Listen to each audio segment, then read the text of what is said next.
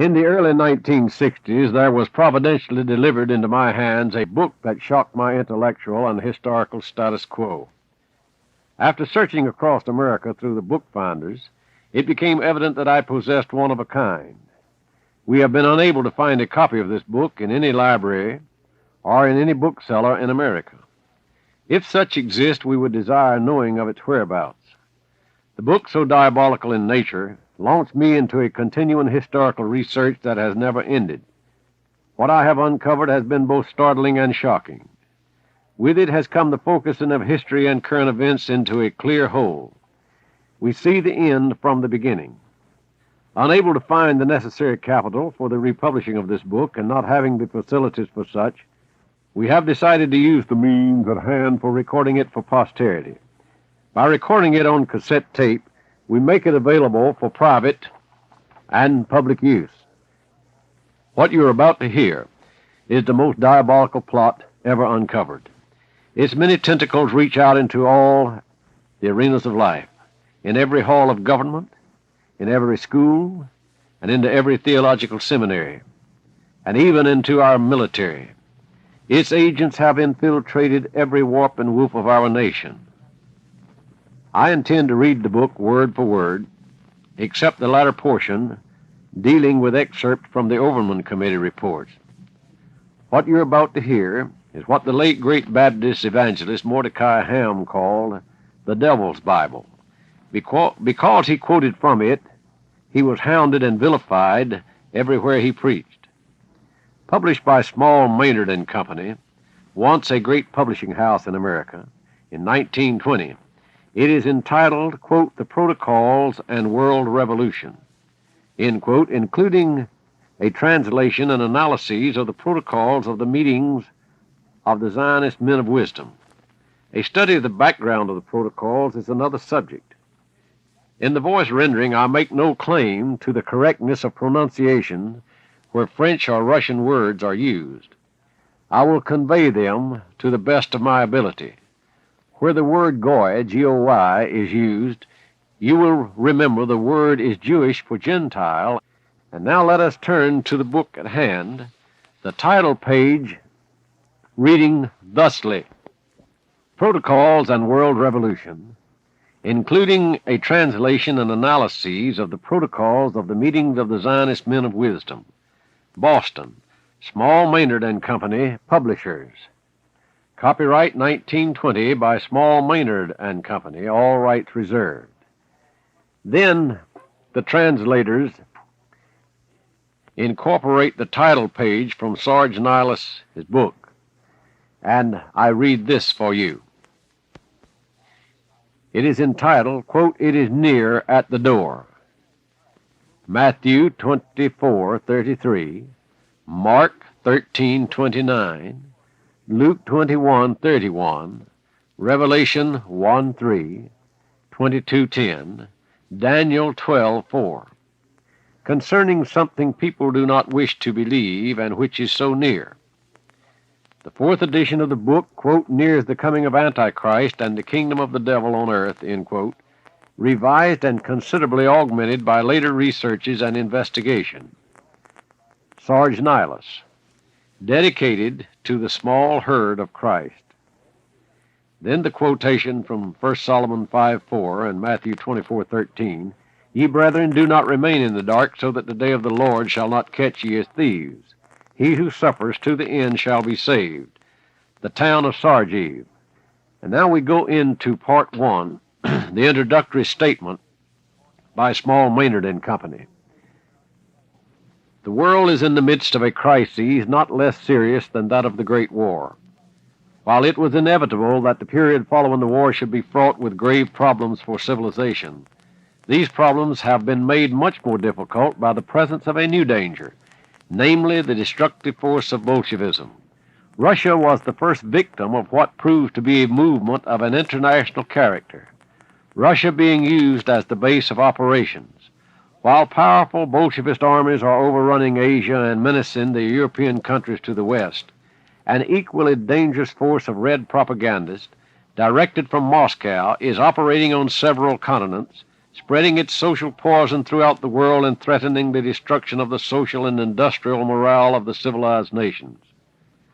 With the triumph of the Bolshevist Revolution in Russia, a group of internationalists, most of whom were members of the Jewish race, seized the machinery of government and have held it ever since. The complete destruction of Russian civilization, which for centuries had been essentially a Christian civilization, and the reduction of the great majority of the Russian people to a state of abject misery and ruin, are accomplished facts. The Bolshevist leaders, however, not content with this destruction and the establishment of a cruel despotism in Russia, are making every effort to extend their revolution and their control to other countries. The Communist Revolution in Hungary under Bela Kun, alias Kuhn, a confessed ally and agent of Trotsky, was not terminated until it had wrought great havoc in that country. The same is true of the Spartakan Revolt in Germany, where recently the struggle broke out anew and assumed the character of a formidable civil war.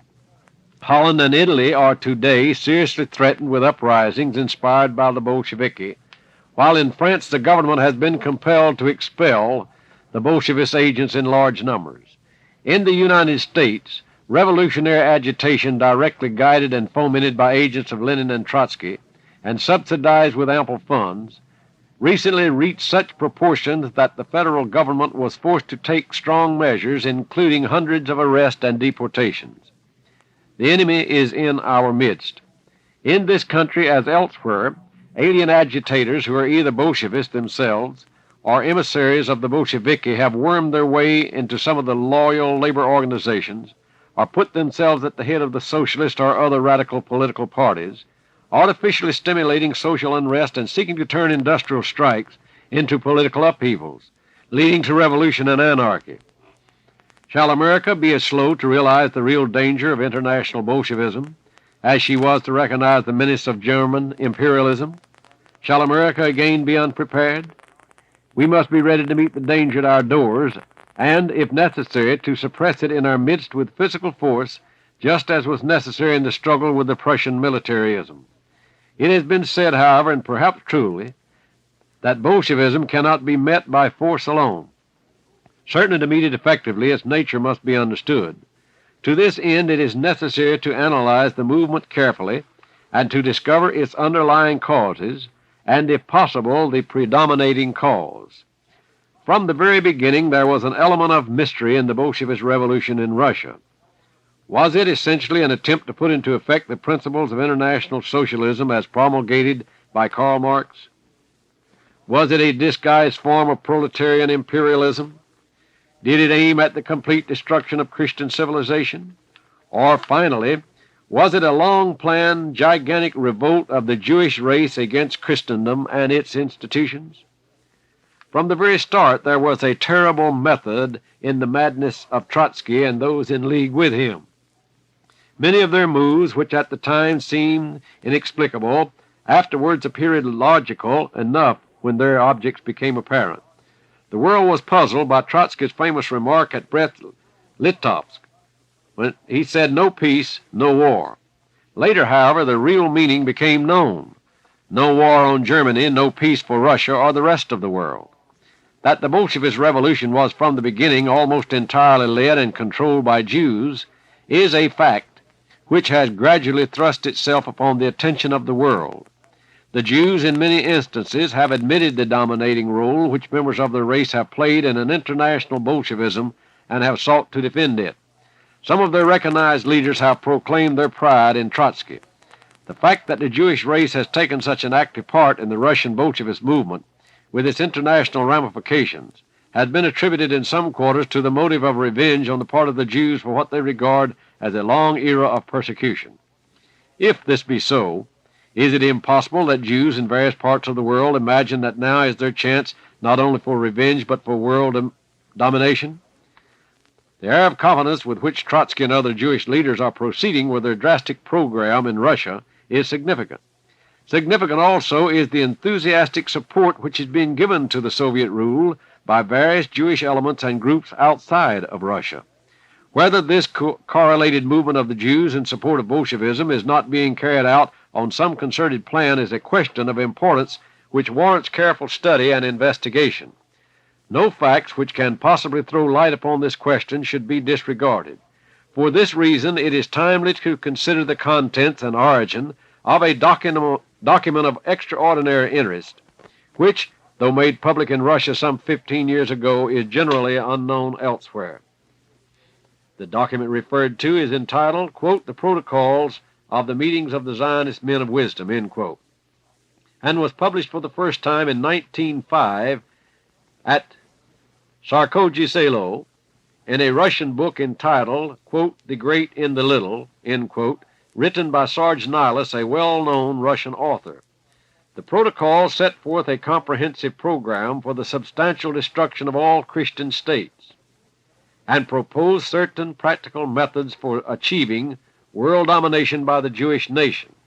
So far as is known, the Protocols have never been repudiated publicly by recognized Jewish authorities.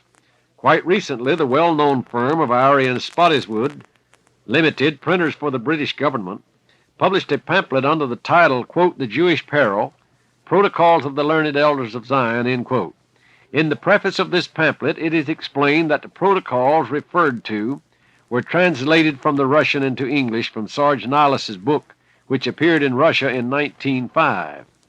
While the editors do not give the title of Nihilus's book, they say, quote, "A copy of the original may be seen at the British Museum Library under number 3926-D-17, stamped British Museum, 10th of August, 1906.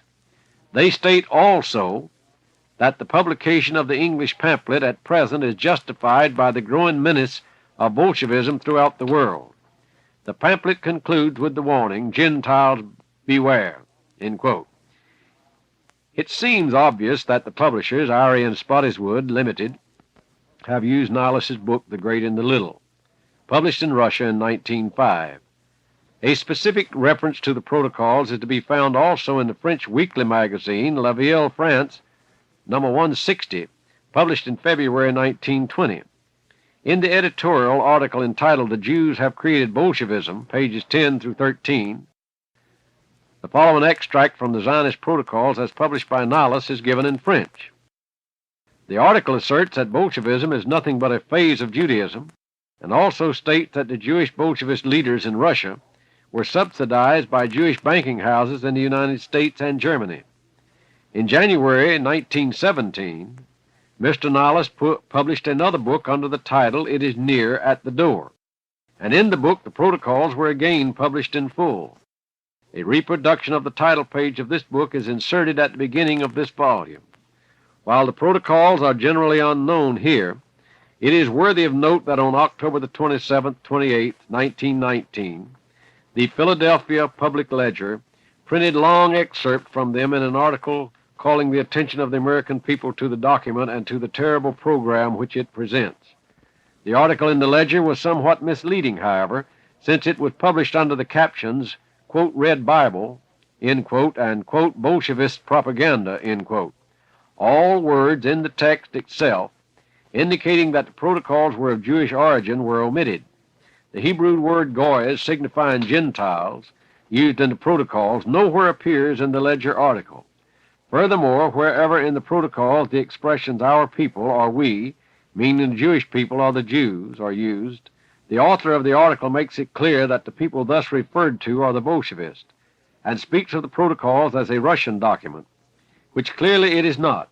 Mr. Nihilus shows that the Protocols came into his hands in 1901. In 1901, the Bolshevist Party did not exist, for it was founded only in 1903 and was not really organized for work until several years later. Nowhere in the Protocols does the word Bolshevist appear, while the word Jews is used many times, although the writer more frequently uses the word "we" when speaking of the Jews. There is only one hypothesis upon which the Protocols could possibly be considered Bolshevist, namely, that the Bolshevist movement was of Jewish origin, in which case the plan outlined in the Protocols might have become Bolshevist by adoption.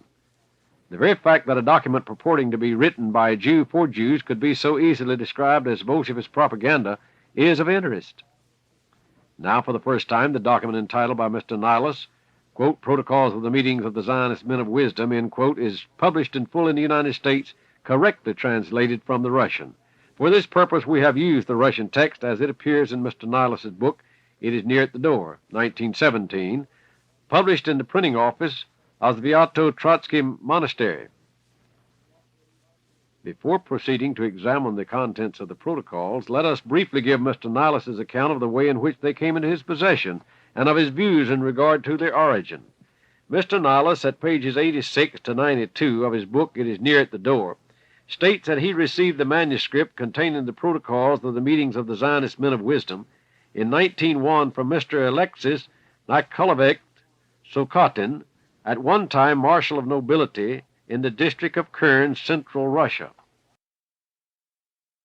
and later Vice-Governor of the government of Stavropol, South Russia, and that when giving the manuscript to Mr. Nilas, Mr. Sokhatin said, quote, Take it into your full possession, read it, become inspired, and make out of it something useful to the Christian soul. Otherwise it might remain with me unused. From a political standpoint it is useless, for it is too late to act on it. From a spiritual standpoint, however, it might be otherwise. In your hands, with God's help, it will bear fruit, end quote. Mr. Nilas states that Mr. Sokhatin told him that the manuscript was originally obtained by a lady whose name is not given, and who, he said, obtained it in a mysterious way.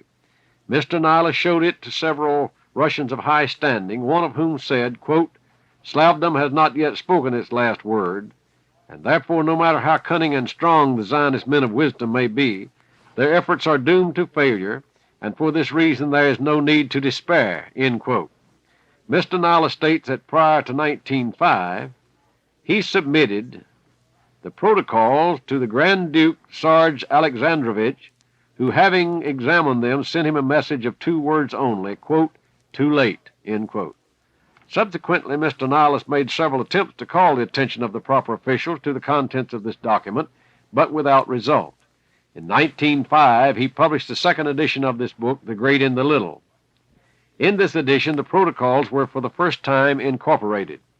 In his last book, Mr. Nilas writes, quote, These protocols produced a scarcely noticeable impression upon the world outside of the Christian Church. The periodical press, which is in the main in Jewish hands, or under the guidance and influence of the Jews, sought to conceal their publication, scarcely mentioning them or referring to them as a fallacious invention or a fairy tale. Among loyal Christians, however, the protocols bore fruit and created a success for my book far greater than could have been anticipated, for they spread the knowledge of the hidden mysteries of our time in a wide circle to those belonging to the Christian family. Since then, my book, with all the protocols, has appeared in its 4th edition, but only now I learn authoritatively from Jewish sources that these protocols are nothing else than a strategic plan for the conquest of the world, putting it under the yoke of Israel, the struggler against God, a plan worked out by the leaders of the Jewish people during the many centuries of their dispersion, and finally presented to the Council of Elders by the Prince of Exile, Theodor Herzl, at the time of the First Zionist Congress summoned by him at Basel in August 1897, end quote. Again he writes, end quote, In what way these documents, constituting the Holy of Holies of the hopes of Israel, the century-old mystery of its leaders, reached the general mass of the uninitiated has not been ascertained. As already mentioned, they were given to me in 1901. In that year, in circular number 18, as well as in others dispatched to the Zionists on behalf of the Zionist Actions Committee, Theodor Herzl stated that certain confidential information, notwithstanding the admonition, had not been kept secret and had been given undesirable publicity. Finally, Mr. Nilas declares, end quote, the protocols are signed by the Zionist representatives of the 33rd highest degree of initiation. These protocols were secretly removed from the complete file of protocols, which, as we now know, pertained to the First Zionist Congress held in Basel in August 1897. All this was taken from the secret vaults at the main Zionist office, which at present is located in French territory, end quote. In 1918, the protocols were again published in Russian by a book publishing firm, the Sentinel, at Novocherkassk, South Russia. The pamphlet referred to bears the title Zionist Protocols, the Plans for the Conquest of the Universe by Judeo-Masons. In the introduction to the pamphlet, it is stated, "The protocols are a program carefully worked out in all its details for the conquest of the universe by the Jews. The greater part of this program has already been realized, and if we will not come back to our senses, we are inevitably doomed." End quote. In the concluding part of this introduction, the publishers state as follows, quote, "The protocols indeed are not only the key to our first unsuccessful revolution, but they are also the key to the second, in which Jewry played such a sinister role for Russia. For us who are witnesses of the self-destruction of Russia, for us who hope for her regeneration, this document is all the more significant as it discloses the means of the enemies of Christendom for our enslavement. Only after having obtained the knowledge of the means it may become possible to successfully combat the enemies of Christ and of Christian culture." End quote. There is not, and in the nature of the case there hardly can be, any direct evidence as to the authenticity of the protocols. There is, however, a considerable body of facts having a bearing upon this question, which the publishers of this book put before the reader, leaving him to draw his own conclusions. The facts to which we refer may be roughly grouped under three heads. Quote, A.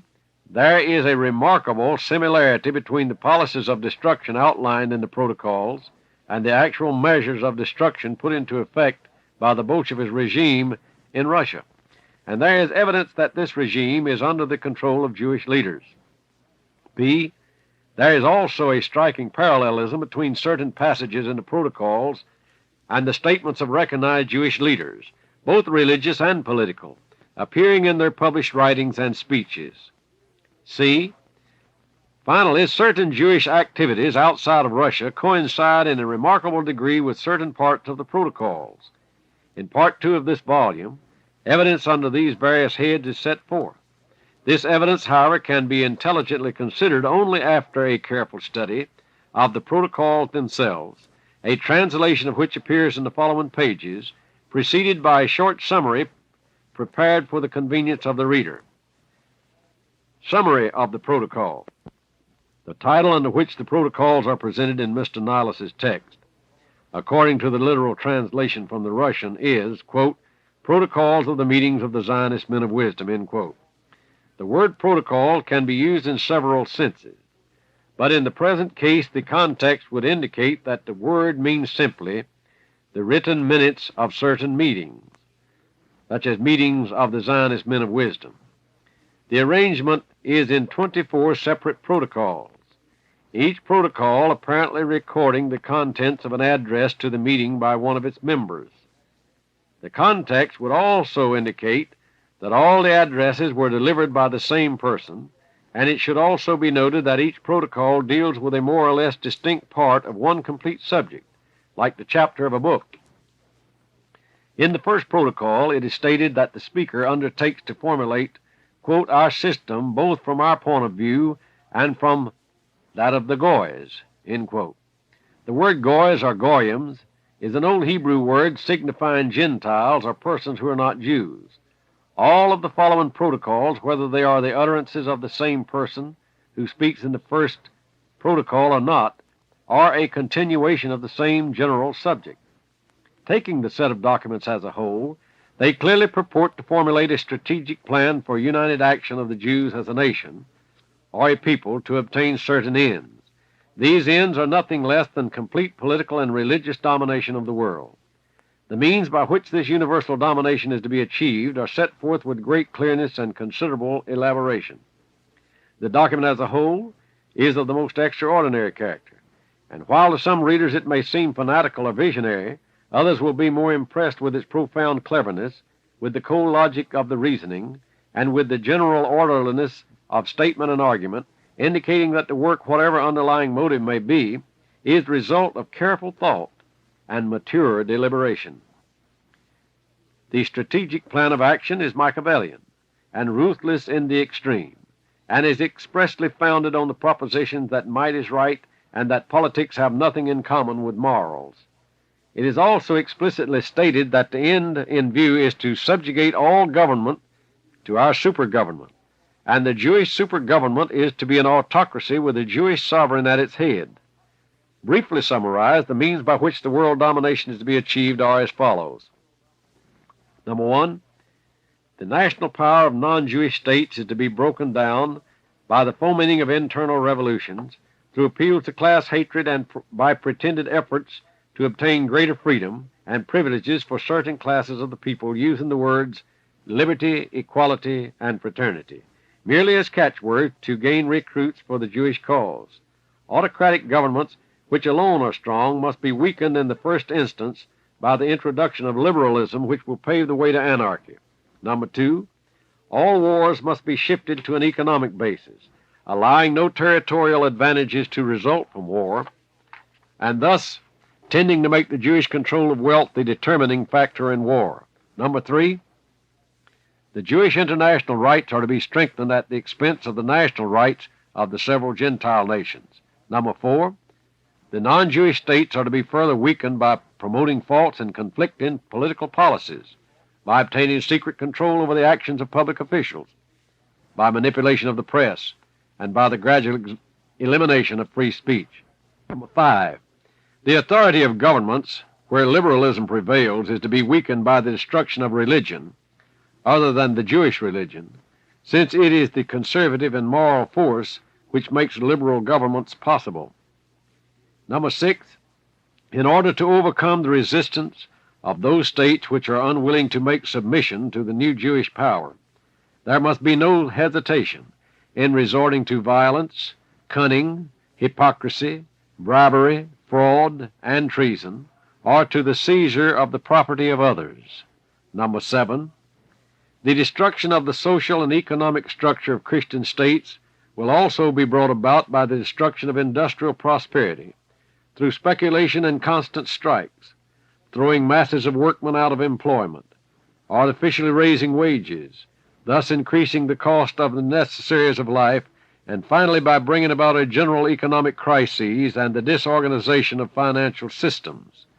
The financial strength of the various non-Jewish states will also be undermined by causing them to overburden themselves with foreign and national loans on an ever-increasing scale, which will ultimately lead to bankruptcy. 8.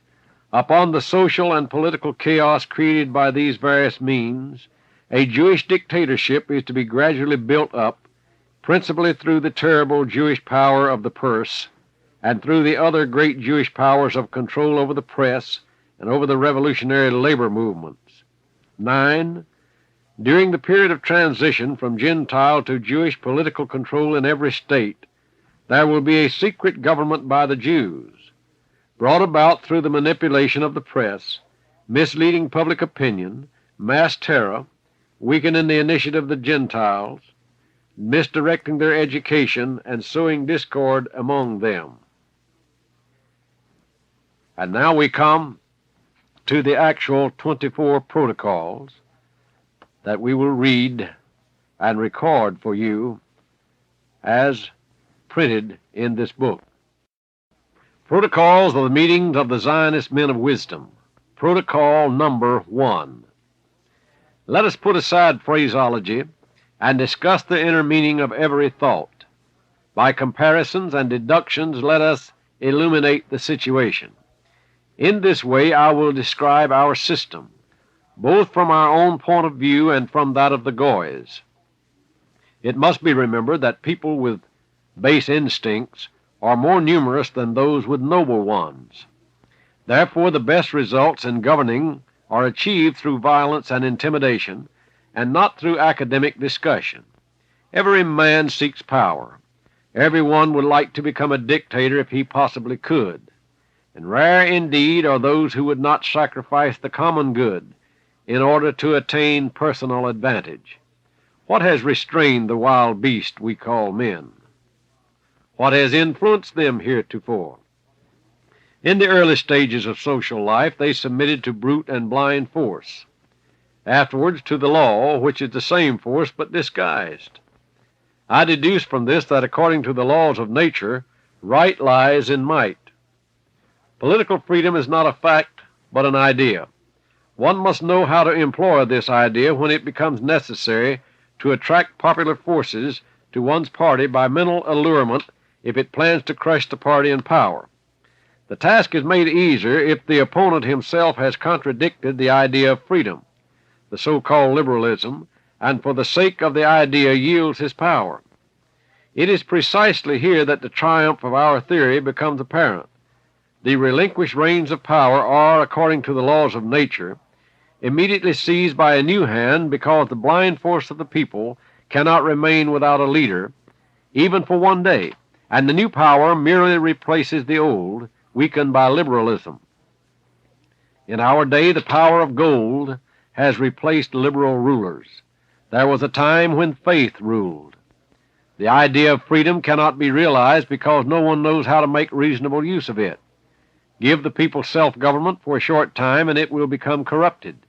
From that very moment, strife begins and soon develops into social struggles, as a result of which states are set aflame and their authority is reduced to ashes. Whether the state is exhausted by internal convulsions, or whether civil war is delivered into the hands of the external enemies, in either case it can be regarded as hopelessly lost. It is in our power. The despotism of capital, which is entirely in our hands, holds out to it a straw which the state must grasp, although against its will or otherwise fall into the abyss. To him who, because of his liberal inclinations, would contend that arguments of this kind are immoral, I would propound the question: if a state has two enemies, and if against the external enemy it is permitted and it is not considered immoral to use all methods of warfare, and as a protective measure not to acquaint the enemy with the plans of attack, such as night attacks or attacks with superior forces, then why should the same methods be regarded as immoral when applied to a worse foe, a transgressor against social order and prosperity? How can a sound and logical mind hope successfully to guide the masses by means of reasonable persuasion, or by arguments if there is a possibility of contradiction, even though unreasonable, but which may appear more attractive to the superficially thinking masses? Guided entirely by shallow passions, superstitions, customs, traditions, and sentimental theories, the people in and of the mob become embroiled in party dissensions, which prevent all possibility of an agreement, even though it be on the basis of perfectly sound reasoning.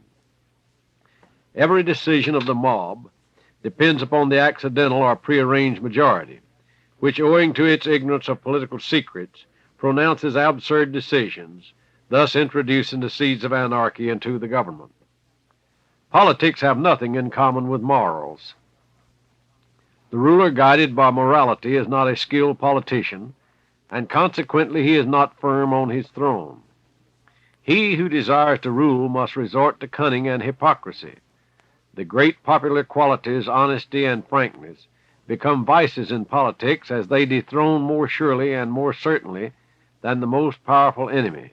These qualities must be the attributes of Goy countries, but we by no means should be guided by them. Our right lies in might. The word right is an abstract idea unsusceptible to proof. This word means nothing more than, give me what I desire, so that I may have evidence that I am stronger than you. Where does right begin? Where does it end? In a state with a poorly organized government and where the laws are insignificant, and the ruler has lost his dignity as the result of the accumulation of liberal rights, I find a new right, namely the right of might, to destroy all existing order and institutions, to lay hands on the law, to alter all institutions, and to become the ruler of those who have voluntarily, liberally renounced for our benefit the rights of their own power. With the present instability of all authority, our power will be more unassailable than any other, because it will be invisible until it is so well rooted that no cunning can undermine it. From temporary evil to that which we are now obliged to have recourse will emerge the good of an unshakable government, which will reinstate the orderly functioning of the mechanism of popular existence now interrupted by liberalism. The end justifies the means. In laying our plans, we must turn our attention not so much to the good and moral as to the necessary and useful. Before us lies a plan in which a strategic line is shown, from which we must not deviate on pain of risking the collapse of many centuries of work. In working out an expedient plan of action, it is necessary to take into consideration the meanness, the vacillation, changeability of the mob, its inability to appreciate and respect the condition of its own existence and of its own well-being. It is necessary to realize that the power of the masses is blind, unreasoning, and void of discrimination, prone to listen to right and left. The blind man cannot guide the blind without bringing them to the abyss. Consequently, members of the crowd, upstarts from the people, even were they men of genius, but incompetent in politics, cannot step forward as leaders of the mob without ruining the entire nation. Only the person prepared from childhood to autocracy can understand the words which are formed by political letters. The people left to themselves, that is, to upstarts from among them, are ruined by party dissensions created by greed for power and honors, and by the disorders resulting therefrom. Is it possible for the masses of the people to direct the affairs of the state without rivalry and without interjecting personal interest? Are they capable of protecting themselves against external enemies? This is impossible, since a plan divided into as many parts as there are minds in a mob loses its unity, and consequently becomes incomprehensible and unworkable. Only an autocrat can outline great and clear plans which allocate in an orderly manner all the parts of the mechanism of the government machinery. From this, it is concluded that the government which is the most efficient for the benefit of the country must be concentrated in the hands of one responsible person. Civilization cannot exist without absolute despotism, for government is carried on not by the masses but by their leader, whoever he may be. A barbarous crowd shows its barbarism on every occasion. The moment the mob grasps liberty in its hands, it is speedily changed to anarchy, which is in itself the height of barbarism. Look at those beasts, steeped in alcohol, stupefied by wine, the unlimited use of which is granted by liberty. Surely you cannot allow our own people to come to this. The people of the Goys are stupefied by spirituous liquors. Their youth is driven insane through excessive study of the classics, and vice to which they have been instigated by our agents, tutors, valets, governesses, in rich houses by clerks and so forth, and by our women in the pleasure places of the Gentiles or Goys. Among the latter I include the so-called society women, their volunteer followers in vice and luxury. Our motto is power and hypocrisy. Only power can conquer in politics, especially if it is concealed in talents which are necessary to statesmen.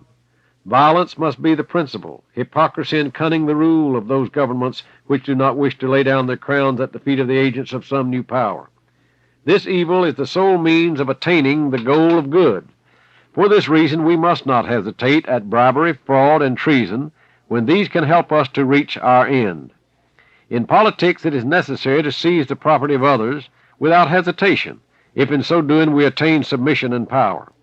Our government, following the line of peaceful conquest, has the right to substitute for the horrors of war less noticeable and more efficient executions, these being necessary to keep up terror which induces blind submission. A just but inexorable strictness is the greatest factor of governmental power. We must follow a program of violence and hypocrisy, not only for the sake of profit, but also as a duty and for the sake of victory. A doctrine based on calculation is as potent as the means employed by it. That is why not only by these very means, but by the severity of our doctrines, we shall triumph and shall enslave all governments under our super-government. Even in olden times we shouted among the people the words liberty, equality, and fraternity. These words have been repeated so many times since by unconscious parrots, which, flocking from all sides to the bait, have ruined the prosperity of the world and true individual freedom, formerly so well protected from the pressure of the mob. The would-be clever and intelligent Goys did not discern the symbolism of the uttered words, did not notice the contradiction in the meaning and the connection between them, did not notice that there is no equality in nature, that there can be no liberty, since nature herself has established inequality of mind, character, and ability, as well as subjection to her laws. They did not reason that the power of the mob is blind, that the upstarts selected for government are just as blind in politics as is the mob itself, whereas the initiated man, even though a fool, is capable of ruling, while the uninitiated, although a genius, will understand nothing of politics. All this has been overlooked by the Gentiles. Meanwhile, dynastic governments have been based upon this, that the father passed on to his son the knowledge of the course of political evolution, so that nobody except the members of the dynasty could possess this knowledge, and no one could disclose the secrets of the governed people. In the course of time, the meaning of the dynastic transmission of the true understanding of politics has been lost, thus contributing to the success of our cause. In all parts of the world, the words liberty, equality, and fraternity have brought whole legions into our ranks through our blind agents. Protocol number 2. It is necessary for us that wars, whenever possible, should bring no territorial advantages. This will shift war to an economic basis and force nations to realize the strength of our predominance. Such a situation will put both sides at the mercy of our million-eyed international agency, which will be unhampered by any frontiers. Then our international rights will do away with national rights in a limited sense, and will rule the peoples in the same way as the civil power of each state regulates the relation of its subjects among themselves.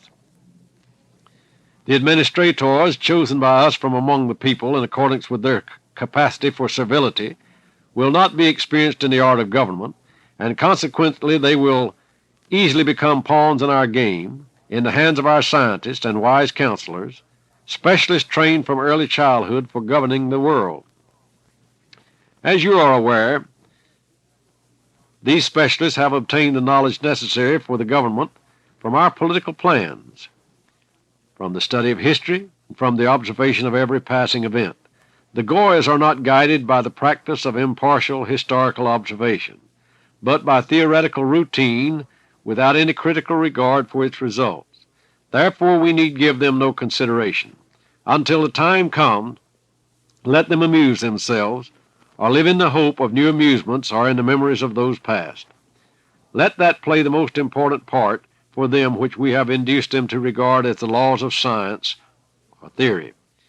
For this purpose, by means of our press, we increase their blind faith in these laws. Intelligent Goyas will boast of their knowledge, and verifying it logically they will put into practice all scientific information compiled by our agents for the purpose of educating their minds in the direction which we require. Do not think that our assertions are without foundation. Note the successes of Darwinism, Marxism, and Nazism, engineered by us. The demoralizing effect of these doctrines upon the minds of the Goyas should be already obvious to us. It is essential that we take into consideration the modern ideas, temperaments, and tendencies of people in order that no mistakes in politics and in guiding administrative affairs may be made. The triumph of our system, parts of whose mechanism must be adapted in accordance with the temperament of the people with whom we come in contact, cannot be realized unless its practical application is based upon a resume of the past as related to the present. There is one great force in the hands of modern states which arouses thought movements among the people. That is the press. The role of the press is to indicate necessary demands, to register complaints of the people, and to express and foment dissatisfaction. The triumph of free babbling is incarnated in the press. But governments were unable to profit by this power, and it has fallen into our hands. Through it we have attained influence while remaining in the background. Thanks to the press we have gathered gold in our hands, although we had to take it from rivers of blood and tears. but it cost us the sacrifice of many of our own people. Every sacrifice on our part is worth 1,000 Goyas before God. Protocol number 3. Today I can tell you that our goal is close at hand. Only a small distance remains, and the cycle of the symbolic serpent, the symbol of our people, will be complete. When this circle is completed, then all the European states will be enclosed in it as in strong claws. The modern constitutional scales will soon tip over, for we have set them inaccurately, thus ensuring an unsteady balance for the purpose of wearing out their holder. The Goyas thought it had been sufficiently strongly made and hoped that the scales would regain their equilibrium, but the holder, the ruler, is screened from the people by his representatives, who fritter away their time, carried away by their uncontrolled and irresponsible authority. Their power, moreover, has been built upon terrorism spread through the palaces. Unable to reach the hearts of their people, the rulers cannot unite with them to gain strength against the usurpers of power. The visible power of royalty and the blind power of the masses, separated by us, have both lost significance, for separated they are as helpless as the blind man without a stick. To induce the lovers of authority to abuse their power, we have placed all the forces in opposition to each other, having developed their liberal tendencies toward independence. We have excited different forms of initiative in that direction. We have armed all the parties. We have made authority the target of all ambitions. We have opened the arenas in different states, where revolts are now occurring, and disorders and bankruptcy will shortly appear everywhere. Unrestrained babblers have converted parliamentary sessions and administrative meetings into oratorical contest. Daring journalists, impudent pamphleteers make daily attacks on the administrative personnel. The abuse of power is definitely preparing the downfall of institutions, and everything will be overturned by the blows of the infuriated mobs. The people are shackled by poverty to heavy labor more surely than they were by slavery and serfdom. They could liberate themselves from those in one way or another, whereas they cannot free themselves from misery. We have included in Constitutions rights which for the people are fictitious and are not actual rights. All the so-called rights of the people can exist only in the abstract and can never be realized in practice. What difference does it make to the toiling proletarian, bent double by heavy toil, oppressed by his fate, that the babblers receive the right to talk, journalists the right to mix nonsense with reason in their writings, if the proletariat has no other gain from the Constitution than the miserable crumbs which we throw from our table in return for his vote to elect our agents? Republican rights are bitter irony for the poor man, for the necessity of almost daily labor prevents him from using them, and at the same time deprives him of his guarantee of a permanent and certain livelihood by making him dependent upon strikes, organized either by his masters or by his comrades. Under our guidance, the people have exterminated aristocracy, which was their natural protector and guardian, for its own interests are inseparably connected with the well-being of the people. Now, however, with the destruction of this aristocracy, the masses have fallen under the power of the profiteers and cunning upstarts who have settled on the workers as a merciless burden.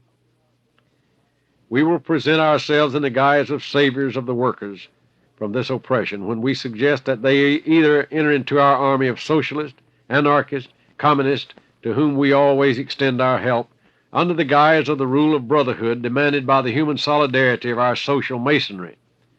The aristocracy, which benefited by the labor of the people by right, was interested that the workers should be well-fed, healthy, and strong. We, on the contrary, are concerned in the opposite, in the degeneration of the Goys. Our power lies in the chronic malnutrition and in the weakness of the worker, because through this he falls under our power and is unable to find either strength or energy to combat it. Hunger gives to capital greater power over the worker than the legal authority of the sovereign ever gave to the aristocracy.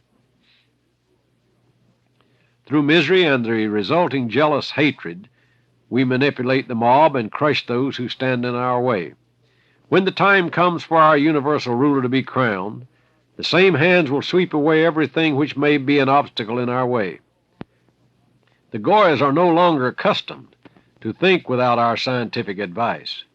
Consequently, they do not see the imperative need of upholding that which we will sustain by all means when our kingdom is established, namely the teaching in the schools of the only true science, the first of all sciences, the science of the construction of human life, of social existence, which requires the division of labor and consequently the separation of people into classes and castes. It is necessary that all should know that equality cannot exist, owing to the different nature of various kinds of work, that there cannot be the same responsibility before the law in the case of an individual who by his actions compromises an entire caste and another who does not affect anything but his own honor. The correct science of the social structure, to the secrets of which we do not admit the Goyas, would demonstrate to all that occupation and labor must be differentiated so as not to cause human suffering by the discrepancy between education and work. The study of this science will lead the masses to a voluntary submission to the authorities and to the governmental system organized by them, whereas under the present state of science and due to the direction of our guidance therein, the people in their ignorance blindly believe in the printed word, and owing to the misconceptions which have been fostered by us, feel a hatred towards all classes whom they consider superior to themselves, since they do not understand the importance of each caste. This hatred will be still more accentuated by the economic crises, which will stop financial transactions and all industrial life. Having organized a general economic crisis by all possible underhand means, and with the help of gold which is all in our hands, we will throw great crowds of workmen into the street, simultaneously in all the countries of Europe. These crowds will gladly shed the blood of those of whom they, in the simplicity of their ignorance, have been jealous since childhood, and whose property they will then be able to loot. They will not harm our people because we will know of the time of the attack, and we will take measures to protect them. We have persuaded others that progress will lead the Goyas into a realm of reason. Our despotism will be of such a nature that it will be in a position to pacify all revolts by wise restrictions and to eliminate liberalism from all institutions. When the people saw that they obtained concessions and license in the name of liberty, they imagined that they were the masters and rushed into power. But like every blind person, they encountered innumerable obstacles. They rushed to seek a leader with no thought of returning to the old one, and laid power at our feet. Remember the French Revolution, which we have called great. The secrets of its preparation are well known to us, for it was the work of our hands. Since then we have carried the masses from one disappointment to another, so that they will renounce even us in favor of a despot sovereign of Zionist blood, whom we are preparing for the world. At present, as an international force, we are invulnerable, because if we are attacked by one state, we are supported by other states. The unlimited baseness of the Goy people, who grovel before force, who are pitiless towards weakness, who are merciless to misdemeanors and lenient to crimes, who are unwilling to tolerate the contradictions of a free social structure, patient unto martyrdom and bearing with the violence of daring despotism. This is what helps our independence. They tolerate and permit such abuses from their modern premiers or dictators, for the least of which they would behead 20 kings. How can such a phenomenon be explained? Such an illogical conception on the part of the mass of the people towards events of seemingly the same nature. This phenomenon can be explained by the fact that these dictators, through their agents, whisper to their people that by these abuses they injure the states for a supreme purpose, namely for the attainment of the happiness of the people, their universal fraternity, solidarity, and equality. Of course, they are not told that this unification will be achieved only under our rule. Thus the people condemn the just and acquit the unjust, more and more convinced that they can do what they please. Owing to this, the people destroy all stability and create disorder on every occasion. The word liberty brings all society into conflict with all authority, be it that of God or nature. This is why, at the moment of our enthronement, we will strike this word from the dictionary as being the symbol of brute power, which turns the masses into bloodthirsty beasts.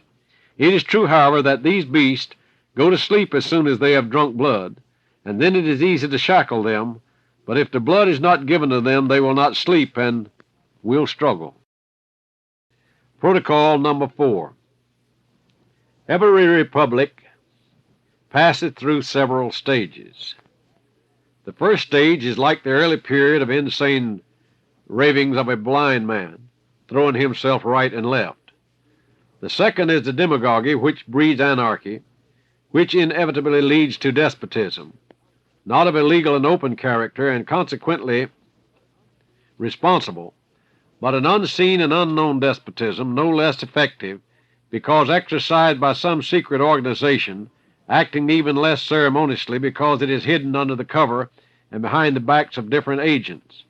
The change of these agents will even help the secret organizations, as it will thus be able to rid itself of the necessity of spending money to reward employees of long terms of service. Who and what can overthrow an unseen power? For such is the character of our power. External Masonry acts as a screen for it and its aims, but the plan of action of this power and its very headquarters will always remain unknown to the people. And here let me interject something. After the word external Masonry in this paragraph of Protocol number 4, there's a footnote, and the footnote is thus. The reference is probably to those Masonic lodges in continental Europe which, contrary to the fundamental principles of the Anglo-Saxon lodges, have been converted into quasi-political and anti-Christian organizations. See the Encyclopedia Britannica, 11th edition, article Freemasonry, volume 11, page 84. Now let us return to Protocol number 4, continuing. Liberty could also be harmless and remain on the state program without detriment to the well-being of the people, if it were to retain the ideas of the belief in God and human fraternity, free from the conception of equality, for such a conception is in contradiction to the laws of nature, which establish subordination. With such a faith, the people would be governed by the guardians of the parish and would thrive quietly and obediently under the guidance of their spiritual leader, except in God's dispensation on earth. It is for this reason that we must undermine faith, tearing from the minds of the Goys the very principle of God and soul, and substituting mathematical formulas and material needs. In order that the minds of the Goys may have no time to think and notice things, it is necessary to divert them in the direction of industry and commerce. Thus all nations will seek their own profit, and while engaged in the struggle they will not notice their common enemy. But in order that liberty should finally undermine and ruin the Goy society, it is necessary to put industry on a basis of speculation. The result of this will be that everything absorbed by industry from the land will not remain in the hands of the Gentiles, but will be directed toward speculation. That is, it will come into our coffers. The intense struggle for supremacy, the shocks to economic life, will create, moreover, have already created, disappointed, cold, and heartless societies. These societies will have complete disgust for high politics and religion. Their only guide will be calculation, that is, gold, for which they will have a real cult because of the material delights which it can supply. It will be at that stage that the lower classes of the Gentiles, or Goys, not for the sake of doing good, nor even for the sake of wealth, but solely because of their hatred towards the privileged, will follow us against our competitors for power, the intelligent Goys. Protocol number 5. What form of government can be given to societies in which bribery has penetrated everywhere, where riches are obtained only by clever tricks, and semi-fraudulent means, where corruption reigns, where morality is sustained by punitive measures and strict laws, and not by voluntary acceptance of moral principles, where cosmopolitan convictions have eliminated patriotic feelings and religion? What form of government can be given to such societies other than a despotism such as I shall describe? We will create a strong centralized government, so as to gather the social forces into our power. We will mechanically regulate all the functions of political life of our subjects by new laws. These laws will gradually eliminate all the concessions and liberties permitted by the Goys. Our kingdom will be crowned by such a majestic despotism that it will be able at all times and in all places to crush both antagonistic and discontented Goys. We may be told that the despotism outlined by me is inconsistent with modern progress, but I will prove to you that the contrary is the case. At the time when people considered rulers as an incarnation of the will of God, they subjected themselves without murmur to the autocracy of the sovereigns. But as soon as we inspired them with the thought of their personal rights, they began to regard the rulers as ordinary mortals. The holy anointments fell from the heads of sovereigns in the opinion of the people, and when we deprived them of their belief in God, then authority was thrown into the street, where it became public property and was seized by us. Moreover, the art of governing the masses and individuals by means of cunningly constructed theories and phraseology, by rulers of social life and other devices not understood by the Goys, belongs among other faculties to our administrative mind, which is educated in analyses and observation, and is also based upon skillful reasoning in which we have no competitors, just as we have none in the preparation of plans for political action and solidarity. Only the Jesuits could be compared to us in this, but we were able to discredit them in the mind of the senseless mob as a visible organization, whereas we with our secret organization remained in the dark. After all, is it not the same to the world who will be its master, whether it be the head of Catholicism or our despot of Zionist blood? To us, however, the chosen people, it is by no means a matter of indifference. Temporarily, a world coalition of the Gentiles would be able to hold us in check, but we have insured against this by roots of dissension so deep among them that they cannot now be extracted. We have set at variance the personal and national interest of the Goys. We have incited religious and race hatred, nurtured by us in their hearts for 20 centuries. Owing to all this, no state will obtain the help it asks for from any side, because each of them will think that a coalition against us will be disadvantageous to it. We are too powerful. We must be taken into consideration. No country can reach even an insignificant private understanding without our being secret parties to it. Per me regis regnant. Through me the sovereigns reign. The prophets have told us that we were chosen by God himself to reign over the world. God endowed us with genius to enable us to cope with the problem. Were there a genius in the opposing camp, he would struggle against us, but a newcomer is not equal to an old inhabitant. The struggle between us would be of such a merciless nature as the world has never seen before. Moreover, their genius would be too late. All the wheels of government mechanism move by the action of the motor which is in our hands, and that motor is gold. The science of political economy, invented by our wise men, has long ago demonstrated the royal prestige of capital. To attain freedom of action, capital must obtain freedom to monopolize industry and trade. This is already being done by an unseen hand in all parts of the world. Such liberty will give political power to traders and will aid in subjugating the people.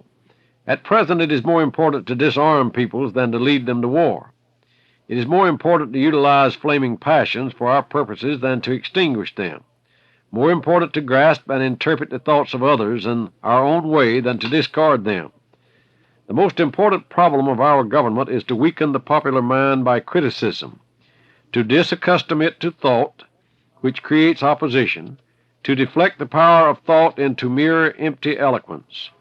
At all times, both people and individuals have mistaken words for deeds, as they are satisfied with the visible, rarely noticing whether the promise is performed in the fields of social life. Therefore, we will organize ostensible institutions which will prove eloquently their good work in the direction of progress.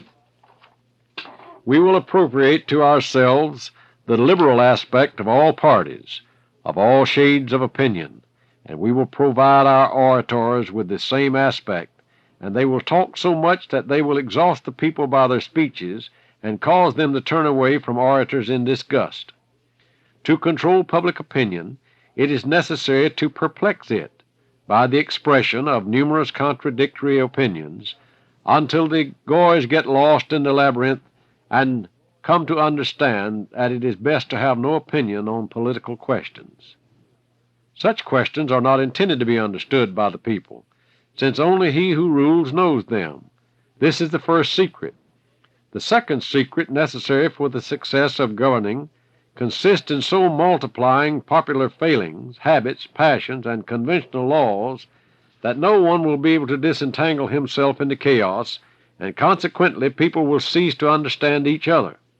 This measure will help us to sow dissension within all parties, to disintegrate all those collective forces which still do not wish to subjugate themselves to us, to discourage all individual initiative which might be in any degree hamper our work. There is nothing more dangerous than individual initiative. If it has a touch of genius, it can accomplish more than 1,000,000 people among whom we have sown dissensions. We must direct the education of the Goy societies so that their arms will drop hopelessly when they face every task where initiative is required. The intensity of action resulting from individual freedom of action dissipates its force when it encounters another person's freedom. This results in heavy blows at morale, disappointments, and failures. We will so tire the Goys by all this that we will force them to offer us an international power, which by its position will enable us conveniently to absorb, without destroying, all governmental forces of the world, and thus to form a super-government. In lieu of modern rulers, we will place a monster which will be called the super-governmental administration. Its hands will be stretched out like pincers in every direction, so that this colossal organization cannot fail to conquer all the peoples. Protocol number 6.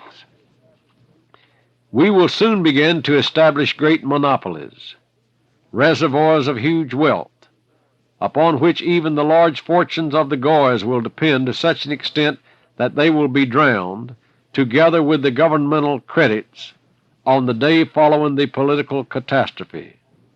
You economists here present will please carefully weigh the significance of this scheme. We must develop by all means the importance of our super-government by representing it as the protector and reward-giver of all who willingly submit to us. The aristocracy of the Goys as a political force is dead. We do not need to take it into consideration, but as landowners they are harmful to us because they can be independent in their resources of life.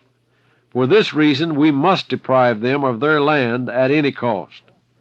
To attain this object, the best method is to increase land taxes, the indebtedness of the land. These measures will keep land ownership in subjection. The aristocracy of the Gentiles, or Goys, which as a matter of heredity is unable to be satisfied with small things, will soon be ruined. At the same time, it is necessary to patronize trade and industry vigorously, and more important, to encourage speculation, whose function is to act as a counterbalance to industry. Without speculation, industry will increase private capital and tend to amelioration of land ownership by freeing it from indebtedness created by the loans granted by agricultural banks.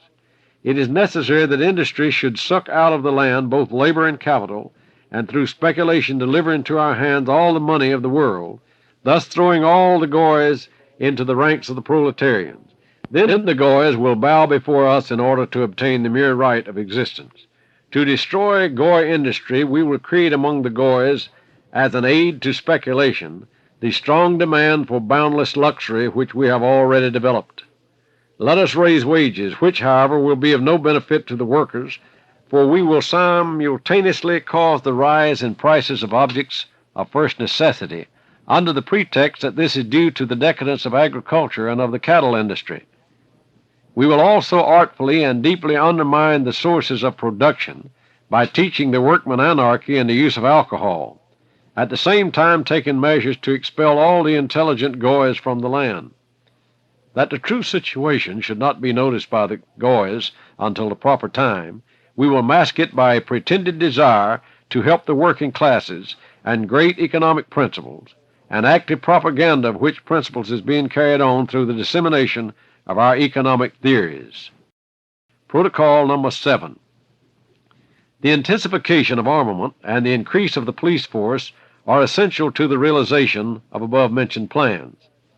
It is necessary that there should be, besides ourselves in all countries, only the mass of the proletariat, a few millionaires devoted to us, policemen and soldiers. We must create unrest, dissensions, and hatred throughout Europe and through European affiliations also on other continents. In this, there is a twofold advantage. First, we will hold all countries under our influence, since they will realize that we have the power to create disorders or to restore order whenever we wish. All countries have come to regard us as a necessary burden.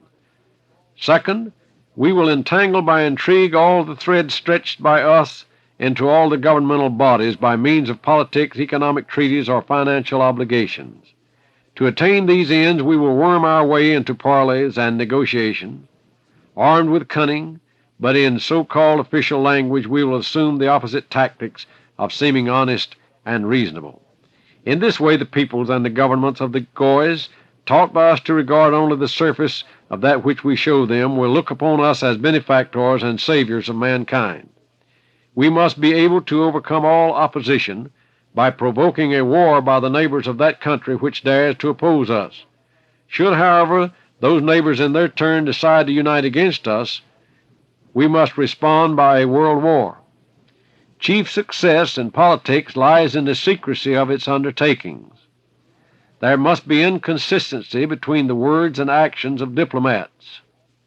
We must influence the Goy governments to action beneficial to our broadly conceived plan, now approaching its triumphant goal, creating the impression that such action is demanded by public opinion, which in reality is secretly organized by us with the help of the so-called great power, namely the press.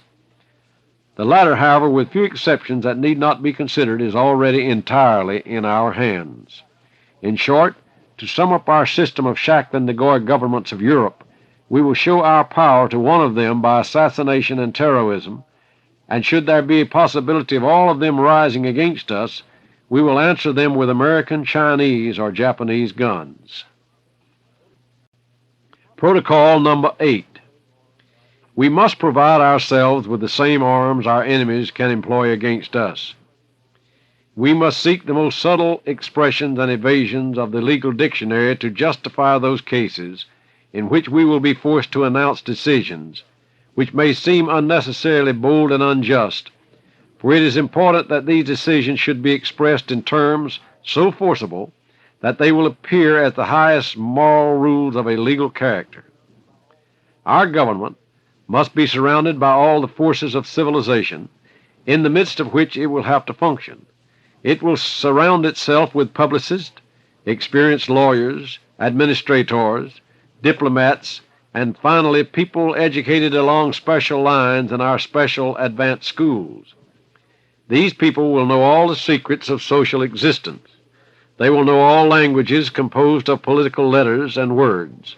They will be familiar with the reverse side of human nature, with all of its sensitive chords, upon which they must know how to play.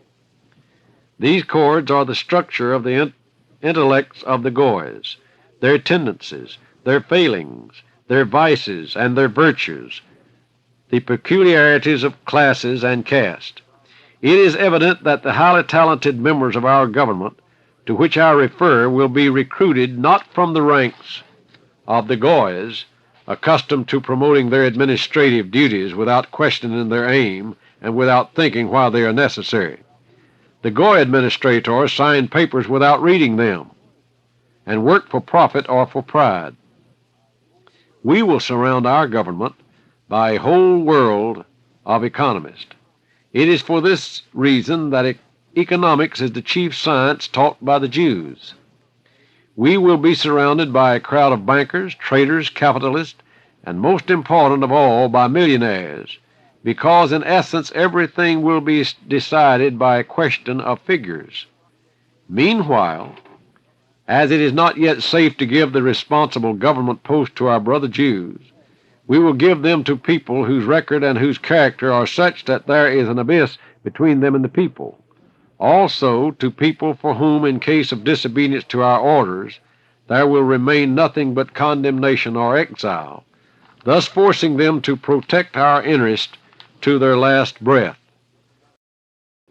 Protocol number 9.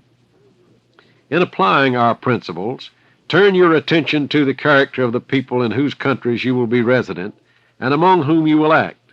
For a general, similar application of them before the re-education of a people according to our plan cannot be successful. But by advancing carefully in their application, you will see that before 10 years have passed the most obstinate character will have changed, and we can then count another people among those who already have submitted to us. When we are enthroned, we will substitute for the liberal words of our Masonic catchword, liberty, equality, and fraternity, another group of words expressing simply ideas, namely, the right of liberty, the duty of equality, the ideal of fraternity. Thus we will speak, and we shall have the goat by the horns. De facto, we have already destroyed all governments except our own, although de jure there are still many left. At present, if any of the governments raises a protest against us, it is done only as a matter of form, and at our desire, and by our order, because their anti-Semitism is necessary to enable us to control our smaller brothers. I will not further explain this, as it has already been the object of numerous discussions. In reality, there are no obstacles before us. Our super-government exists under such extra-legal conditions that it is common to designate it by an energetic and strong word, a dictatorship. I can honestly state that at the present time we are lawmakers. We are the judges and inflict punishment. We execute and pardon. We, as the chief of all our armies, ride the leader's horse. We rule by indomitable will because we hold in our hands the fragments of a once strong party now subject to us. We possess a boundless ambition, burning greed for merciless revenge and bitter hatred. From us emanates an all-embracing terror. People of all opinions and of all doctrines are in our service. People who desire to restore monarchies, demagogues, socialists, communists, and other utopians. We have had to put all of them to work. Every one of them is undermining the last remnant of authority, is trying to overthrow all existing order. All the governments have been tortured by this procedure. They beg for peace, and for the sake of peace are prepared to make any sacrifice. But we will not give them peace until they recognize our international super-government openly and with submission. The masses have begun to demand the solution of the social problem by means of an international agreement. The division into parties has delivered all of them to us, because in order to conduct a party struggle, money is required, and we have it all. We might fear the union of the intelligent power of the Goy as rulers with the blind power of the masses, but we have taken all measures against such a possibility. Between the two powers we have raised a wall in the form of mutual terror. Thus the blind power of the people continues to be our support. We alone will act as its leader, and naturally we will direct it towards our goal. To prevent the hand of the blind from freeing itself from our guidance, we must from time to time keep in close touch with the masses. If not through personal contact, then through our most devoted brethren. When we become a recognized power, we will personally address the masses in open places, and we will expound political problems in the desired direction. How verify what is taught in village schools? But whatever the representatives of the government or the ruler himself states will be immediately known to the entire nation, for it will rapidly spread by the voice of the people. In order not prematurely to destroy Goy institutions, we have touched them with our efficient hands and grasped the ends of the springs of their mechanism. Formerly these springs were in rigid but just order. We have changed it to liberal, disorderly, and arbitrary lawlessness. We have affected legal procedure, electoral law, the press, personal freedom, and most important, education, the cornerstone of free existence. We have misled, corrupted, fooled, and demoralized the youth of the Goys by education along principles and theories known by us to be false, but which we ourselves have inspired. Without changing substantially the existing laws, we have created stupendous results by distorting the laws through contradictory interpretations. These results first manifested themselves by the fact that interpretation has concealed the law itself, and thereafter has completely hidden it from the eyes of the governments by the impossibility of understanding such complicated jurisprudence. Hence the theory of the court of conscience. And here a footnote. And the footnote says, this probably means the practice which arose of not adhering to the letter of the law, but of judging by conscience. In the European countries, jurors are not compelled to render their verdict pursuant to the technical provisions of the law. Back to Protocol 9. You may say that there will be an armed rising against us if our plans are discovered prematurely. But in anticipation of this, we have such a terrorizing maneuver in the West that even the bravest soul will shudder. Underground passages will be established by that time in all capitals, from where they can be exploded, together with all their institutions and national documents. Protocol number 10. Today I will begin by reiterating what has already been stated. I beg you to remember that the government and the masses are satisfied with visible results in politics. How can they examine the inner meanings of things when their representatives consider that pleasure is above everything? It is important to know one detail in our policy. It will help us in discussing division of authority, freedom of speech, of the press, of religion, faith, the right of assembly, equality before the law, inviolability of property and of the home, indirect taxes, and the retrospective force of law. All such questions should never be directly and openly discussed before the masses. When it becomes necessary for us to discuss them, they should not be elaborated, but merely mentioned, without going into details, pointing out that modern legal principles are being accepted by us.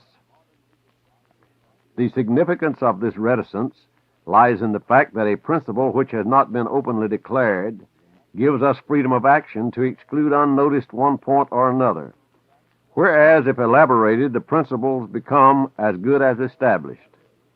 The people feel an especial love and admiration towards the political genius, and they always react to their acts of violence as follows. Quote, yes, of course it is villainy, but how clever. It is a trick, but cleverly done. So majestically, so impudently. End quote.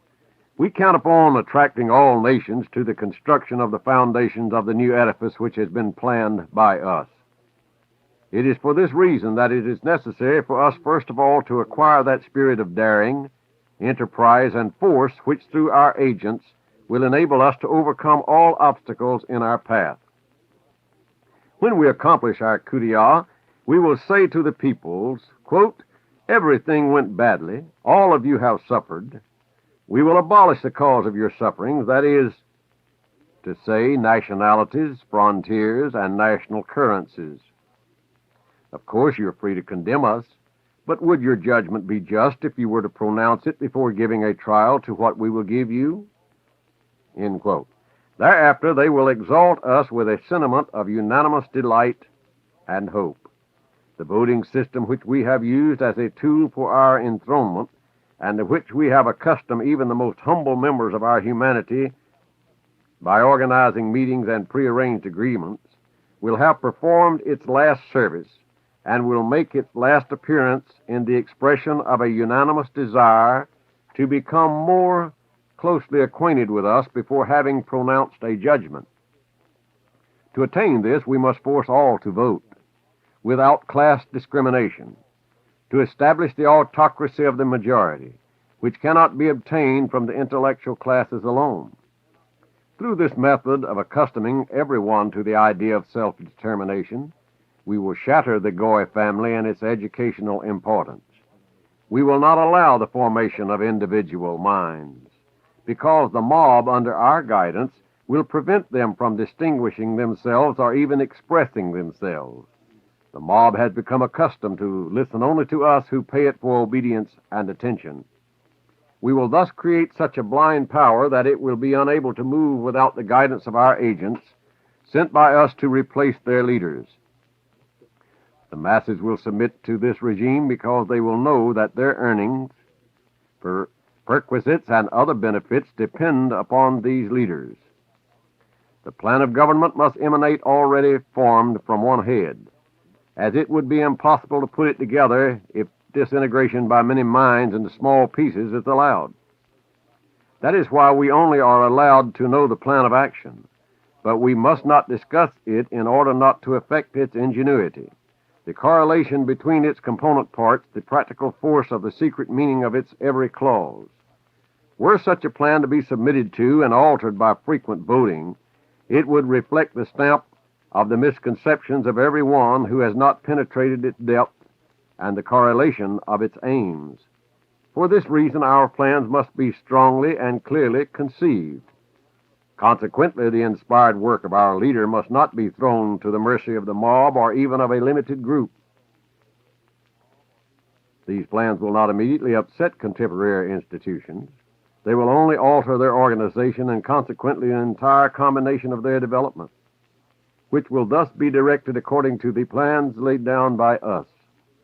More or less, the same institutions exist in different countries under different names, such as representative bodies, ministries, Senate, state council, legislative, and executive bodies. It is not necessary for me to explain to you the connecting mechanism of these different institutions, as it is well known to you. I only call to your attention that every one of the aforesaid institutions fulfilled some important governmental functions, and, moreover, I beg you to notice that the word important refers not to the institution, but to the function. Consequently, it is not the institutions that are important, but their functions. Such institutions have divided among themselves all the functions of government, namely administrative, legislative, and executive powers. Therefore, their functions in the state organism have become similar to those in a human body. If one part of the governmental machine is injured, the state itself falls ill in the same way as the human body, and then it dies. When we injected the poison of liberalism into the state organism, its entire political complexion changed. The states became infected with a mortal disease, namely, the decomposition of the blood. It is only necessary to await the end of their agony. Constitutional governments were born of liberalism, which replaced the autocracy that was the salvation of the Goys. For the Constitution, as you well know, is nothing more than a school for dispute, discussion, disagreement, fruitless party agitation, dissension, party tendencies. In other words, a school for everything which weakens the efficiency of government. The platform, no less than the press, condemned the authorities to inaction and impotency, and thereby rendered them useless and superfluous, for which reason they were overthrown in many countries. The rise of the Republican era then became possible, and then we substituted for the ruler a caricature of government, a president chosen from the mob, from among our creatures, our slaves. This was the kind of mind we laid under the Goys, or more correctly, under the Goy nations. In the near future, we will make the president a responsible officer, whereupon we will no longer stand on ceremony in carrying out the things for which our dummy will be responsible. What difference does it make for us that the ranks of those aiming at authority will thin out, that confusion will result from inability to find presidents, confusion which will definitely disorganize the country? To accomplish our plan, we will engineer the election of presidents whose past record contains some hidden scandal, some Panama. Then they will be faithful executors of our orders from fear of exposure and from the natural desire of every man who has reached authority to retain the privileges, advantages, and dignity connected with the position of president. The Chamber of Deputies will elect, protect, and screen presidents, but we will deprive it of the right of initiating laws or of amending them. For this right will be granted by us to the responsible president, a puppet in our hands. Of course, then, the power of the president will become the target of numerous attacks, but we will give him the means of self-protection by giving him the right of directly applying to the people for their decision over the heads of their representatives. In other words, he will turn to the same blind slave to the majority of the mob. Moreover, we will empower the president to proclaim martial law. We will justify this prerogative under the pretext that the president, as chief of the national army, must control it in order to protect the new Republican Constitution, which he, as a responsible representative of this Constitution, is bound to defend. It is obvious that under such condition the keys to the shrine will be in our hands, and nobody except ourselves will be able to guide the legislative power. We will also take away from the chamber, with the introduction of the new Republican Constitution, the right of interpellation in regard to governmental measures, under the pretext that political secrets must be preserved. With the aid of this new Constitution, we will reduce the number of representatives to the minimum, thus also reducing to the same extent political passions and passions for politics. If, in spite of this, those remaining are recalcitrant, we will abolish them completely by appealing to the majority of the people. The appointment of the president and vice presidents of the Chamber and Senate will be the prerogative of the president. Instead of continuous parliamentary sessions, we will shorten them to a few months. Moreover, the president, as chief executive, will have the right to convene or dissolve parliament, and in the case of dissolution, defer the appointment of a new parliament. But to prevent the president from being held responsible before our plans are matured for the results of all these essentially illegal actions inaugurated by us, we will give the ministers and other high administrative officials surrounding the president the idea of circumventing his orders by issuing instructions of their own. Consequently, they will be made responsible instead of him. We recommend that the execution of this plan be given especially to the Senate, State Council, or Council of Ministers, and not to individuals. Under our guidance, the president will interpret in ambiguous ways such existing laws as it is possible so to interpret. Moreover, he will annul them when the need is pointed out to him by us. He will also have the right to propose temporary laws and even modifications in the constitutional work of government, alleging as the motive for doing so the exigencies of the welfare of the country. By such measures, we will be able to destroy gradually, step by step, everything that upon entering into our rights we were obliged to introduce into government constitutions as a transition to the imperceptible abolition of all constitutions, when the time comes to convert all government into our autocracy. The recognition of our autocrat may come even before the abolition of the Constitution. The moment for this recognition will come when the people, tormented by dissension and the incompetency of their rulers, incited by us, will exclaim, "Depose them, and give us one universal sovereign who will unite us and abolish the causes of dissension, national frontiers, religion, state indebtedness, and who will give us the peace and quiet which we cannot find with our rulers and representatives." But you know well that to render such a universal expression of desire possible, it is necessary continuously to disturb the relationship between the people and the government in all countries, and so to exhaust everybody by the dissension, hostility, struggle, hatred, and even martyrdom, hunger, inoculation of diseases and misery, as to make the Goyas see no other solution than an appeal to our money and complete rule. Should we give the people a rest, however, the longed-for moment will probably never arrive. Protocol number 11. The Council of State will tend to accentuate the power of the ruler in the capacity of an ostensible legislative body. It will act as a committee for the drawing up of laws and statutes on behalf of the ruler. The following is the program of the new Constitution which we are preparing. We will make laws and control the courts in the following manner. 1, by suggestions to the legislative body. 2, by means of orders issued by the President as general statutes, decrees of the Senate, and decisions of the Council of State as regulations passed by the ministries. 3, and when the opportune moment arrives, in the form of a coup d'etat. Having thus roughly outlined the modest agenda, we will now take up in detail those measures by which we will complete the development of the governmental mechanism in the above directions. By these measures, I mean the freedom of the press, the right of assembly, religious freedom, electoral rights, many other things which must appear from the human repertoire, or must be fundamentally altered on the day following the declaration of the new Constitution.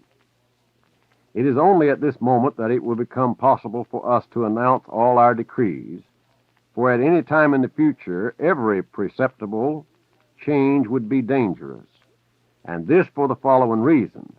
If these changes should be introduced and rigidly enforced, it might cause despair by creating the fear of further changes in a similar direction. If, however, they are made with a tendency to subsequent leniency, then it might be said that we have recognized our mistakes, which would undermine the faith of the infallibility of the new authority. It might also be said that we were frightened, and that we were forced to make concessions for which nobody would be thankful, since they would be considered as legitimately due. Any of these impressions would be detrimental to the prestige of the new Constitution. It is necessary for us that from the first moment of its proclamation, when the people are still dumbfounded by the accomplished revolution and are in a state of terror and surprise, they should realize we are so strong, so invulnerable, and so mighty that we shall in no case pay attention to them, and not only will we ignore their opinions and desires, but be ready to and capable of suppressing at any moment or place any sign of opposition with indisputable authority. We shall want the people to realize that we have taken at once everything we wanted, and that we shall under no circumstance share our power with them. Then they will close their eyes to everything out of fear and will await further developments. The Goyas are like a flock of sheep. We are wolves. Do you know what happens to sheep when wolves get into the fold? They will also close their eyes to everything, because we will promise to return to them all their liberties after the enemies of peace have been subjugated and all the parties pacified. Is it necessary to say how long they will have to wait for the return of their liberties? Why have we conceived and inspired this policy for the Goyas without giving them an opportunity to examine its inner meaning, if not for the purpose of attaining by a circuitous method what is unattainable for our scattered race by a direct road? This constituted a base for our organization of secret masonry, which is not known to and whose aims are not even suspected by these cattle, the Goyas. They have been decoyed by us into our numerous, ostensible organizations, which appear to be Masonic lodges, so as to divert the attention of their co-religionists. God has given us, His chosen people, the power to scatter, and what to all appears to be our weakness has proved to be our strength, and has now brought us to the threshold of universal rule. Little remains to be built on these foundations. Protocol number 12. The word liberty can be differently interpreted. We will define it as follows. Liberty is the right to do that which is permitted by law. Such a definition of this word will eventually serve us, because liberty will be in our power, and also because the laws will either destroy or construct only what we desire in accordance with the above-mentioned program. We will deal with the press in the following manner. What is the present role of the press? It serves to arouse furious passions or egotistic party dissensions which may be necessary for our purpose. It is empty, unjust, inaccurate, and most people do not understand what end it serves. We will shackle it and keep a tight rein on it. We will also do the same with other printed matter. For what use would it be for us to rid ourselves of attack on the part of the periodical press if we remain open to criticism through pamphlets and books? We will convert the products of publicity, now so extensive, owing to the need of censorship, into a source of income for our state. We will impose a special stamp tax. When a newspaper printing shop is started, bonds will have to be deposited, which will guarantee our government from all attacks on the part of the press. In case of an attack, we will mercilessly impose fines. Such measures as stamps, bonds, and fines, the payment of which is guaranteed by the bonds, will bring a huge income to the government. It is true that party papers might not fear the loss of money, so we will suppress these after the second attack on us. No one shall touch the prestige of our political infallibility and remain unpunished. The pretext for stopping a publication will be that the publication in question excites public opinion without cause or reason. I ask you to bear in mind that among those who attacked us there will be also organs established by us, but they will attack exclusively those points which we plan to change. No, not one notice will be made public without our control.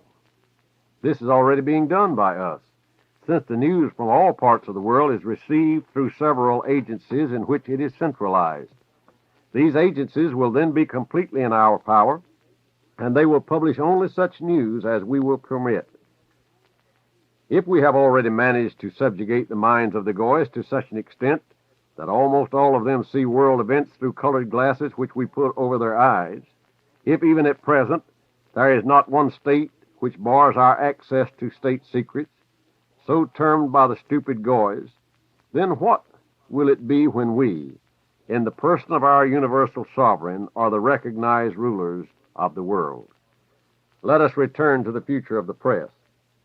Anybody who wishes to become an editor, a librarian, or a printer will be obliged to obtain a diploma, which in case of disobedience will be immediately revoked. With such measures, thought will become an educational instrument in the hands of our government, which will not allow the people to be led astray into realms of fancy and dreams about beneficent progress. Who of us does not know that these fantastic blessings are the direct road to baseless hopes, which lead to anarchistic relations between the people and the government? Progress, or better still, the idea of progress, had led to the creation of different modes of emancipation without setting any limit to it. All so-called liberals are essentially anarchists in thought, if not in action. Each one of them pursues the phantom of liberty, becoming self-willed, that is to say, falling into a state of anarchy by protesting for the mere sake of protesting. We will now again refer to the question of the press. We will place stamp taxes secured by bonds on each page of all printed matter, while on books containing less than 480 pages we will place a double tax. We will classify them as pamphlets so as to lessen the number of magazines which represent the worst printed poison, and on the other hand, to force writers to prepare such long works that they will be little read, especially as they will be expensive. Our own publications, guiding public opinion in the direction we desire, will be cheap and rapidly bought. The tax will discourage the writing of mere leisure literature, whereas punishment will make the writers dependent upon us. Even if there were writers who would like to attack us, they would find no publishers for their works. Before printing any work, the editor or printer will have to apply to the authorities for permission. We will then know beforehand of the attacks that are being prepared against us, and we will destroy them by coming out with advanced statements on the subject. Literature and journalism are the two most important educational forces. For this reason, our government will become the owner of most of the periodicals. This will neutralize the injurious influence of the private press and have great influence on the people. If we permit 10 periodicals, we ourselves will print 30 and so forth. This, however, must not be suspected by the public. All the periodicals published by us will seem to be of contradictory views and opinions, inviting trust in us, thus attracting to us unsuspecting enemies, and in this way they will be caught in our trap and made harmless. The predominant place will be held by periodicals of an official character. They will always stand guard over our interest, and consequently their influence will be comparatively limited. In the second category, we will place semi-official organs, whose aim will be to attract the indifferent and little interested. The third category will be our ostensible opposition, which at least in one of its publications will represent the opposition to us.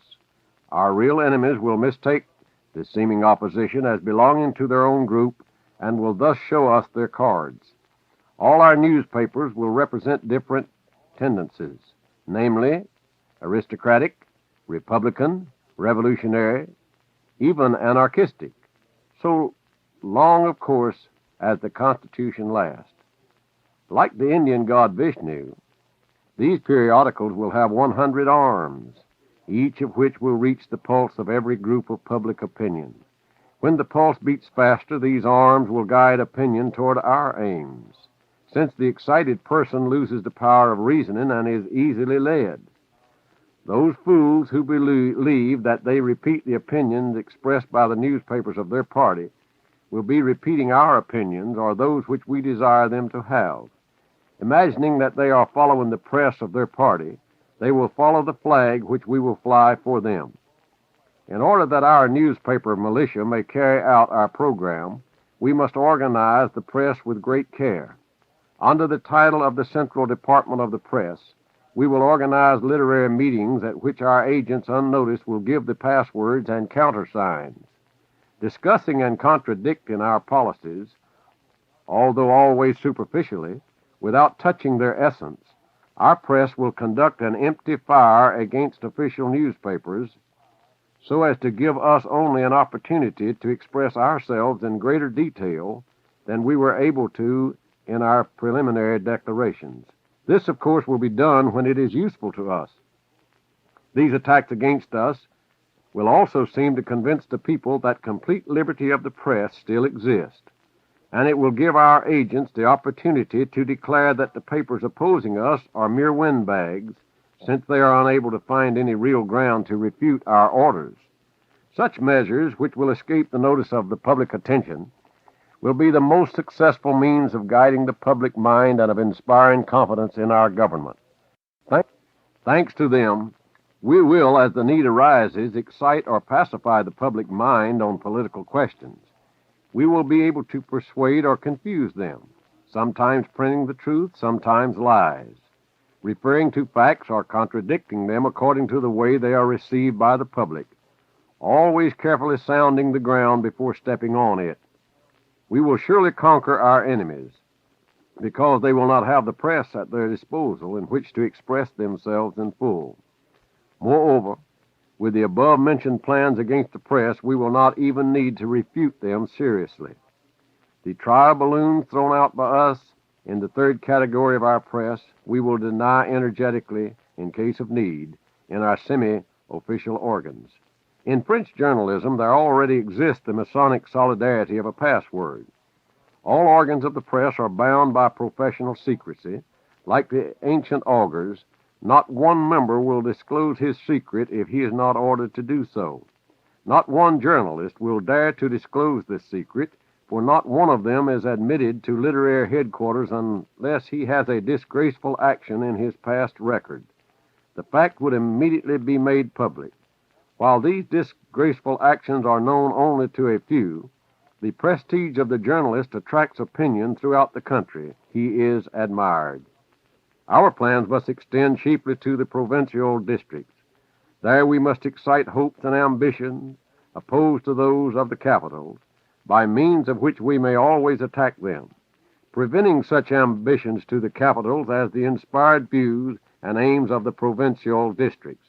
It is obvious that their source will be ours. It is necessary for us that, while we are not yet in full power, The capital should be under the influence of provincial public opinion, that is, under the influence of the majority prearranged by our agents. It is necessary for us that at the critical psychological moment, the capital should not discuss an accomplished fact, for the mere reason that it had not been accepted by the provincial majority. When we reach the phase of the new regime, which is transitory to our accession to power, we must not allow the press to expose social corruption. It must be thought that the new regime has satisfied everybody to such an extent that even criminality has stopped. Cases of criminal activity must only be known to their victims or their accidental witnesses, and to these alone. Protocol number 13. The need of daily bread forces the Goys to silence and compels them to remain our obedient servants. The agents taken from among them for our press will discuss the facts they are ordered to publish when it is inconvenient for us to publish statements openly in official documents. While discussion and dispute are taking place, we will simply pass the measures we desire and present them to the public as an accomplished fact. Nobody will dare to demand the rejection of measures thus passed, and the more so as they will be interpreted as an improvement. At this point, the press will divert the thoughts of the people to new problems. We haven't accustomed the people always to seek new emotions. Those brainless creators of destiny, who heretofore have been unable to understand and do not now understand that they are ignorant of matters which they undertake to discuss, will also hasten to discuss these new problems. Political questions are meant to be understood only by those who have created them and have been directing them for many centuries. From all of this, you will realize that by aiming to control the opinion of the mob, we will only facilitate the functioning of our mechanism. And you will also notice that we seek approbation not for actions, but for words uttered by us on various occasions. We always declare that we are guided in all our policies by the hope and certainty of serving the general good. To divert the over-restless people from discussing political problems, we now make it appear that we provide them with new problems, namely those pertaining to industry. Let them become excited over this subject as much as they like. The masses will consent to remain inactive, to rest from so-called political activity, to which we ourselves accustom them for the purpose of helping us in our struggle against the Goy government, only on condition of a new occupation in which we can show them supposedly the same political background. To prevent them from reaching any independent decisions, we will divert their minds by amusements, games, pastimes, passions, and cultural centers for the people. We will soon begin to offer prize contests through the press in the field of art and sports of all kinds. Such attractions will definitely deflect the mind from problems over which we would otherwise have to fight with the people. By losing more and more the custom of independent thought, they will begin to talk in unison with us, because we alone will provide new lines of thought through persons with whom, of course, we will presumably have no connections. The role of liberal utopians will be definitely terminated when our government is recognized. Until that time, they will do us good service. For this reason, we will still direct thought towards different fantastic theories which will appear to be progressive. For it is by the word progress that we have successfully turned the brains of the stupid Goys. There are no brains among the Goys to realize that this word is but a cover for digression from the truth unless it is applied to material inventions, since there is but one truth and there is no room for progress. Progress, being a false conception, serves to conceal the truth so that nobody may know it except ourselves, God's elect, who are its guardians. When our kingdom is established, our orators will discuss the great problems which have stirred humanity for the purpose of bringing it finally under our blessed rule. Who will then suspect that all these problems were instigated by us, according to the political plan which has not been disclosed by anyone during so many centuries? Protocol number 14. When we become rulers, we will not tolerate the existence of any other religion except our own, which proclaims one God, with whom our fate is bound up because we are the chosen people, and our fate has determined the fate of the world. For this reason, we must destroy all other religions. If the result of this produces modern atheists as a transitory step, this will not interfere with our plans, but will act as an example to those generations which will listen to our teaching of the religion of Moses, which, owing to its solid and thoughtful system, will eventually lead to the domination of all nations by us. We will also lay stress on the mystical truth of Masonic teaching, which we will assert is the foundation of its whole educative power. On every possible occasion, we will then publish articles in which we will compare our beneficial rule with that of the past. The benefits of peace, although attained through centuries of unrest, will serve to demonstrate the beneficial character of our rule. The mistakes made by the Goys during their administration will be pictured by us in the most vivid colors. We will cause such disgust toward the administration of the Goys that the masses will prefer the peace of serfdom to the rights of the much lauded liberty which has so cruelly tortured them and drained from them the very source of human existence, and by which they were exploited by a mass of adventurers ignorant of what they were doing. The useless changes of government to which we ourselves prompted the Goys when we were undermining their governmental apparatus will become such a nuisance to the people by that time that they will prefer to endure anything from us rather than risk a repetition of former unrest and hardships. We will, moreover, lay particular stress on the historical mistakes made by the Goy governments, which caused humanity to suffer for many centuries for lack of understanding of all matters pertaining to its true welfare, and because of their search for fantastic schemes of social welfare. The Goys did not notice that such schemes, instead of improving mutual relationship, which is the basis of human existence, have only made it worse. The whole force of our principle and measures will lie in the fact that they are put forward and interpreted by us as being in sharp contrast to the decayed social order of former times. Our philosophers will discuss all the shortcomings of the Goy religion, but nobody will ever discuss our religion in the light of its true aspect, and nobody will ever thoroughly understand it except our own people, who will never dare to disclose its secrets. In countries so-called advanced, we have created insane, dirty, and disgusting literature. For a short time after our entrance into power, we will encourage its publication in order that the contrast between it and the speeches and programs which will be heard from our heights should be more pointedly marked. Our wise men, trained as guides to the Goys, will prepare speeches, plans, memoranda, and articles by which we will influence the minds and direct them towards the conceptions and the knowledge which we wish them to have. Protocol number 15.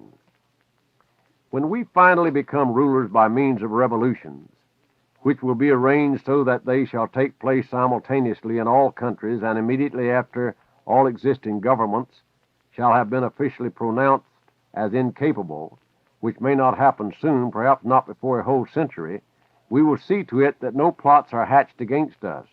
To effect this, we will kill heartlessly all who take up arms against the establishment of our rule. The establishment of any new secret society will be met by the death penalty, and those societies which now exist and are known to us and either work or have worked for us will be disbanded and their members exiled to continents far removed from Europe. We will deal in the same manner with those Masons among the Goys who know too much. The Masons whom we may pardon for any reason will be kept under continual fear of exile. We will pass a law whereby all members of secret organizations will be exiled from Europe, that being the center of our government. The decisions of our government will be final, and there will be no right of appeal. In the Goy society, where we have planted such deep roots of dissension and protest, order can only be restored by merciless measures which will serve as evidence that our power cannot be infringed. There is no necessity for regard towards the victim's sacrifice for the future good. To attain good, even though by the sacrifice of life, is the duty of every government which realizes that its existence depends not upon privileges alone, but upon the exercise of its duties as well. The most important means for erecting a stable government is to strengthen the prestige of authority. This is only obtained by its majestic and unshakable power, which will convey the impression that it is inviolable, because of its mystical nature, namely, because chosen by God. Such, until recently, has been the Russian autocracy, our only dangerous enemy throughout the world, with the exception of the Pope. Remember Italy drowning in blood? She did not touch a hair on the head of Sulla, who had shed that blood. Sulla had become powerful in the eyes of the people, although they were tortured by him. His manly return to Italy placed him beyond persecution. The people do not touch those who hypnotize them by bravery and steadfastness of spirit. Meanwhile, until our rule is established, we, on the contrary, will organize and multiply Freemasonic lodges in all the countries of the world. We will attract to them all those who are and who may become public-spirited, because in these lodges will be the chief source of information, and from them will emanate our influence. All these lodges will be centralized under one management. Known only to us and unknown to all others, these lodges will be administered by our wise men. The lodges will have their own representatives in this management in order to screen the above-mentioned Masonic government. He will give the password and elaborate the program. We will tie the knot of all revolutionary liberal elements in these lodges. Their membership will consist of all strata of society. The most secret political plans will be known to us and will fall under our leadership on the very day of their origination. Among the members of these lodges will be almost all the agents of the international and national police, whose work is indispensable for us, inasmuch as the police not only are able to take independent measures against the rebellious, but may also serve to mask our actions, provoke discontent, and so forth. Most people who become members of secret societies are adventurers, career makers, and irresponsible persons in general, with whom we will have no difficulty in dealing and who will help us to set in motion the mechanism of the machine planned by us.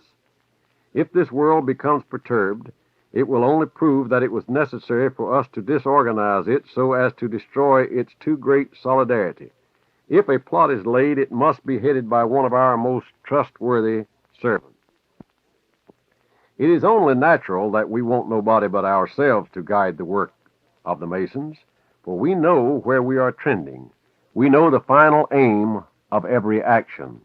Now allow me to read a footnote at the bottom of the page inserted by the publishers. It is important to point out that some of the Jews themselves in their writings have claimed that Masonry is largely controlled by Jewish influence. In this connection, the statement of Dr. Isaac M. Wise may be recalled, and quote, Masonry is a Jewish institution whose history, decrees, charges, passwords, and explanations are Jewish from the beginning to the end, with the exception of only one by decree and a few words in the obligation, end quote. And this is taken by the publishers from Dr. Isaac M. Wise, The Israelite, August the 3rd and 17th, 1855, quoted by Samuel Oppenheim in his pamphlets, quote, Jews and Masonry in the United States before 1810, end quote. From the American Jewish Historical Society, New York, 1910, number 19, pages 1 and 2. Now we'll go back to the protocols themselves.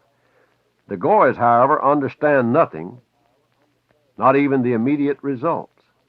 They are usually concerned about the momentary satisfaction of their ambitions in achieving their intentions. They do not notice, however, that the intention itself was not initiated by them, but that it was we who gave them the idea. The Goys become members of the lodges out of pure curiosity or hoping to receive their share in the public funds. There are others who come for the purpose of seizing the opportunity of putting before the public their impossible and baseless hopes. They long for the emotion of success and for the applause which we grant them lavishly. We create their success in order to utilize the self-deception that is born with it, and by which people, without noticing, begin to follow our suggestions without suspecting them, and being fully convinced that their infallibility originates its own ideas, and therefore does not need those of others. You have no idea how easy it is to bring even the most intelligent goys to a state of unconscious credulity, and on the other hand, how easy it is to discourage them by the smallest failure, or merely by ceasing to applaud them, thus bringing them into servitude for the sake of achieving new success. To the same extent as our people ignore success for the sake of carrying out their plans, so are the goys ready to sacrifice all their plans for the sake of success. Their psychology makes the problem of direction easier for us. Those tigers in appearance have the souls of sheep, and nonsense filters through their heads. As a hobby, we have given them the dream of submerging human individualism through the symbolic idea of collectivism. They have not yet discovered, and will not discover, that this hobby is a clear infringement on the principal law of nature, which from the beginning of the world created a being unlike all others, precisely for the sake of expressing his individuality. If we were able to lead them to such insane and blind beliefs, does it not obviously prove the low level of development of the goy mind as compared to our mind? It is precisely the thing which guarantees our success. How far-sighted our wise men of old when they said that to attain a serious object one must not stop at the means, nor should one count the victims sacrificed to the cause. We have not counted the victims from among the goys, those seeds of cattle. Although we have sacrificed many of our own people, we have already given them in return a formerly undreamed-of position on the earth. The comparatively few victims from among our own people have saved our race from destruction. Death is the unavoidable end of all. It would be better to accelerate this end for those who interfere with our cause than for our people or for us, ourselves, the creators of this cause, to die. We kill Masons in such a way that none but the brothers suspect, not even the victims. They all die when it is necessary, apparently from a natural death. Knowing this, even the brethren in their turn dare not protest. It is through such measures that we have uprooted the heart of protest against our orders from among the Masons, preaching liberalism to the goys at the same time we hold our people and our agents under iron discipline. Through our influence, the enforcement of the goy laws has been reduced to a minimum. The prestige of the law has been undermined by the liberal interpretations introduced by us.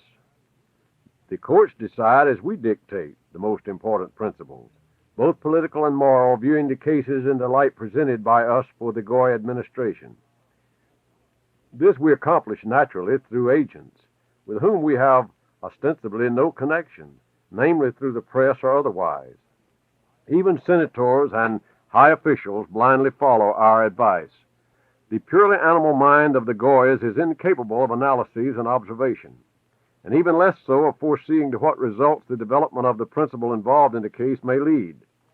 It is through this difference in the process of reasoning between us and the goys that it becomes possible clearly to demonstrate the stamp of God's elect as compared to the instinctive and bestial mentality of the goys. They see, but they cannot foresee, and they cannot invent anything except material things. It is clear, therefore, that nature herself intended us to rule and guide the world. When the time comes for our open rule, then will be the time to show its benefits, and we will change all laws. Our laws will be short, clear, irrevocable, and requiring no interpretation, so that everybody will be able to know them thoroughly. The chief point emphasized in them will be a highly developed obedience to authority, which will eliminate all abuses, for all without exception will be responsible before the supreme power vested in the highest authority. Abuse of power by minor officials will then disappear, because it will be punished so mercilessly that they will lose the desire to experiment with their power. We will closely watch every action of the administration, upon which depends the action of the government machinery. For corruption there creates corruption everywhere. Not a single violation of law or act of corruption will remain unpunished. Acts of concealment and willful neglect on the part of the governmental officials will disappear after they have seen the first example of severe punishment. The prestige of power necessitates that appropriate, that is to say, severe punishment should be inflicted even for the smallest violations of the sanctity of the supreme authority, committed for the sake of personal gain. The guilt, if punished severely, will be like a soldier who falls on the battlefield of administration for the sake of authority, principle, and law. These principles do not allow any digression from their social function for a personal motive, even on the part of those who rule. For instance, our judges will know that by attempting to show stupid mercy, they overstep the law of justice, which was created solely for exemplary punishment of crimes and not for the manifestations of moral qualities on the part of the judge. Such qualities are commendable in private, but not in public life, which constitutes the educational forum of human life. The personnel of our judges will not remain in office after the age of 55. First, because old people adhere more persistently to prejudiced opinions and are less capable of submitting to new commands, and secondly, because that enables us to achieve a certain flexibility of change in the personnel, which will bend more easily under our pressure. He who wishes to retain his position will have to obey blindly. In general, our judges will be selected only from among those who will clearly understand that they must punish people and enforce the laws and not indulge in dreams of liberalism at the expense of the educational plan of the government, as it is now imagined by the Goys. The method of changing the personnel will also serve to undermine the collective solidarity of the governmental officials and will attach them to the cause of the government, which decides their fate. The younger generation of judges will be so educated as to prevent any criminal activity which might interfere with the interrelationship which we have established for our subjects. At present, the Goy judges, lacking a clear conception of the nature of their duties, make exceptions to all kinds of crimes. This occurs because the present rulers, when appointing judges, do not take the trouble to encourage a sense of duty and conscientiousness in the work to be performed by them. As the animal sends out its young in search of prey, so the Goys are giving their subjects responsible offices without taking the time to explain their functions. Owing to this, their rule is undermined by their own efforts and through the actions of their own administration. Let us use the result of such actions as one more example of the advantage of our own rule. We will eliminate liberalism from all the important strategic positions in our administrations upon which depend the training of our subjects for our social order. These positions will be given only to those who have been trained by us for governmental work. In answer to a possible remark that the putting of old officials on the retired list may prove expensive for the Treasury, I can state first that prior to their dismissal, some private work will be found for them to replace what they are losing, and secondly, I may also remark that all the world's money will be concentrated in our hands. Consequently, our government need not fear expense. Our autocracy will be consistent in every respect, and consequently every manifestation of our great power will be respected and unconditionally obeyed. We will ignore grumbling and discontent, and all active manifestations of either will be suppressed by punishment, which will serve as an example to the rest of the people. We will abolish the right of appellate courts to annul judicial decisions, which will become the exclusive prerogative of the sovereign, for we cannot permit the people to think that an incorrect decision may possibly be rendered by the judges appointed by us. Should, however, such an error happen, we ourselves will annul the decision, but the punishment which we will impose upon the judge for misconception of his duties and of his responsibility will be so severe that it will eliminate the very possibility of a recurrence. I repeat that we will watch every step taken by our administration in order to enable us to satisfy the people, for they have a right to demand a good appointee from a good administration. In the person of our sovereign, our government will bear the appearance of a patriarchal or fatherly tutelage. The people, our subjects, will see in him a father who takes care of every need, every action, and who is concerned with every relationship, both among the subjects themselves and between them and the sovereign. Thus they will become imbued with the idea that it is impossible for them to do without this guardian and guide if they wish to live in a world of peace and quiet. They will recognize the autocracy of our sovereign, whom they will respect and almost deify. especially when they realize that our agents do not usurp his power but merely execute his orders blindly. They will be glad that everything is regulated in their lives, as is done by wise parents who wish to educate their children to a sense of duty and obedience. With regard to the secrets of our political plans, both the masses and their administration are like little children. As you can see for yourselves, I base our despotism upon right and duty. The right of forcing the performance of duty is the direct function of government, acting as the father to its subjects. It is the right of the strong to utilize his power in order to lead humanity towards a social order established by the law of nature, namely obedience. Everything in the world is subject, if not to some other persons, then to circumstances or to its own nature, but in any case to something stronger than itself. Consequently, let us be the strongest for the common good. We must sacrifice without hesitation those individuals who violate the existing order. For in exemplary punishment of evil there lies a great educational problem. When the king of Israel places the crown offered to him by Europe on his sacred head, he will become the patriarch of the world. The necessary sacrifices made by him will never equal the number of victims sacrificed to the mania of greatness during the centuries of rivalry between the Goy governments.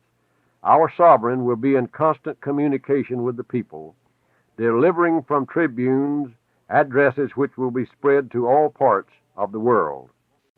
Protocol number 16. For the purpose of destroying all collective forces except our own, we will nullify the universities, the first stage of collectivism, by reconstructing them along new lines. Their directors and professors will be trained for their work through detailed, secret programs of action, from which they will not be able to deviate in the least with impunity. They will be appointed with special care and will be so placed as to be completely dependent upon the government. We will exclude from the curriculum civic law as well as all that touches upon political questions. These subjects will be taught only to a few dozen selected for their striking ability from among the initiated. The universities must not allow the callow youth to graduate who concoct plans of constitutions as they do comedies or tragedies, or who meddle with the political matters which even their fathers do not understand. Fully directed study of political questions by a great number of people creates utopians and poor citizens, as you can judge by the universal education as conducted by the Goys along those lines. It was necessary for us to infiltrate into their educational system such principles as have successfully broken down their social order. When we are in power, we will eliminate all disturbing subjects from educational systems and will make young people obedient children of their superiors, loving the sovereign as their assurance of hope, peace, and quiet. For the study of the classics and ancient history, which contain more bad than good examples, we will substitute a program dealing with the future. We will obliterate from the memory of the people all those facts pertaining to former centuries which are not to our advantage, leaving only those which emphasize the mistakes of the Goy governments. The study of practical life, of obligatory social order, of the interrelationship of human beings, the avoidance of evil, egotistical examples that plant the seed of evil, and other questions of a pedagogical nature will head the educational system. This program will differ for each caste, never allowing education to be of a uniform character. Such a system is of special importance. Each caste must be educated with strict limitations, according to its particular occupation and the nature of the work. Accidental genius has always been able and always will be able to rise to a higher caste, but for the sake of this rare exception to open the door to the inefficient and to admit them to higher caste or ranks, enabling them to occupy positions of others born and trained to fill them, is absolute insanity. You yourselves know what happened to the Goys when they yielded to this nonsense. In order to implant the sovereign firmly in the minds and hearts of his subjects, it is necessary to acquaint the people during his term of office, both in schools and in public places, with the importance of his activity and the benevolence of his enterprises. We will abolish all unlicensed teaching. Students will have the right to gather with their relatives in their colleges as if in clubs. During these gatherings on holidays, the teachers will read supposedly unbiased lectures on problems of human relationship, on the law of imitation, on the cruelty of unrestricted competition, and finally on new philosophical theories which have not yet been disclosed to the world. We will promote these theories into dogmatic beliefs, using them as stepping stones to our faith. After having presented our program of action for the present and for the future, I will read to you the principles of these theories. In short, knowing from the experience of many centuries that men live and are guided by ideas, that these ideas are imbued only by means of education given to persons of all ages, of course by different methods but meeting with equal success, we will absorb and appropriate to our own advantage the last traces of independent thought, which for a long time have been directed to the goal and to the ideas necessary to us. The system of enslaving thought is already in action through so-called visual education. This system tends to turn the Goyas into thoughtless, obedient animals, expecting to see in order to understand. In France, one of our best agents, Bourgeoisie, has already announced a new program of visual education. Protocol number 17.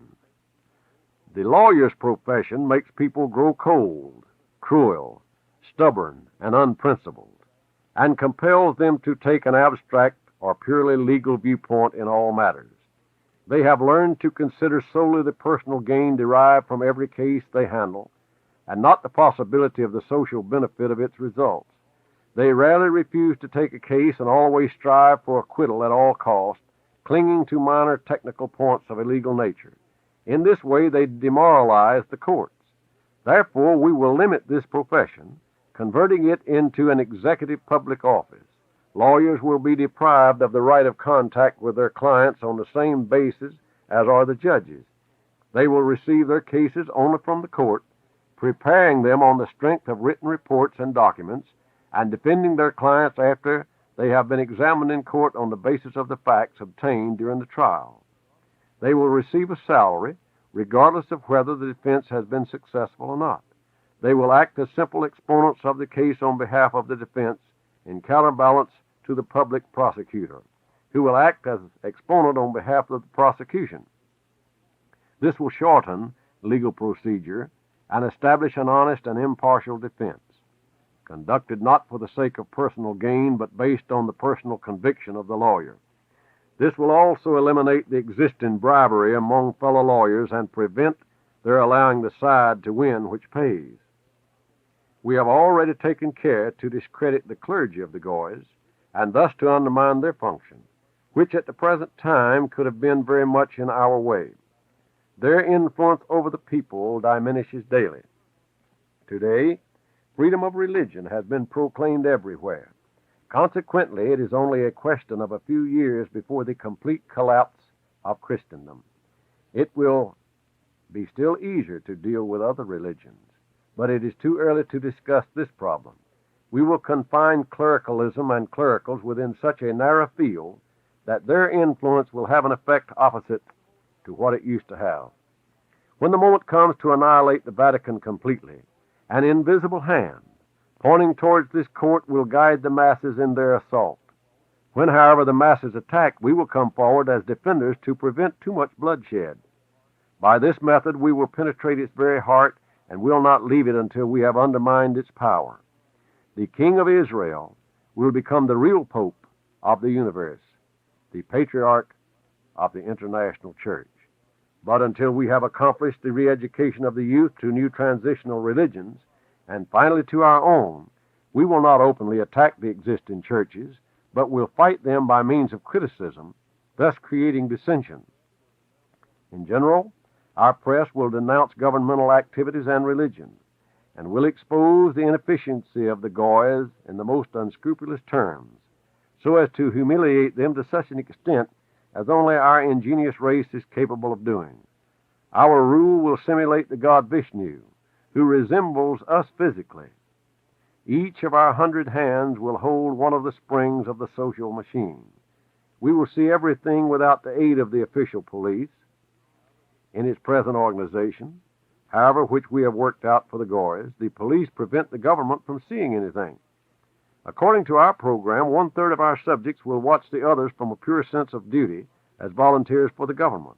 Then it will not be considered disgraceful to be a spy and an informer. On the contrary, it will be regarded as praiseworthy. Unfounded reports, however, will be severely punished to prevent abuse of this privilege. Our agents will be recruited both from among the highest and the lowest ranks of society.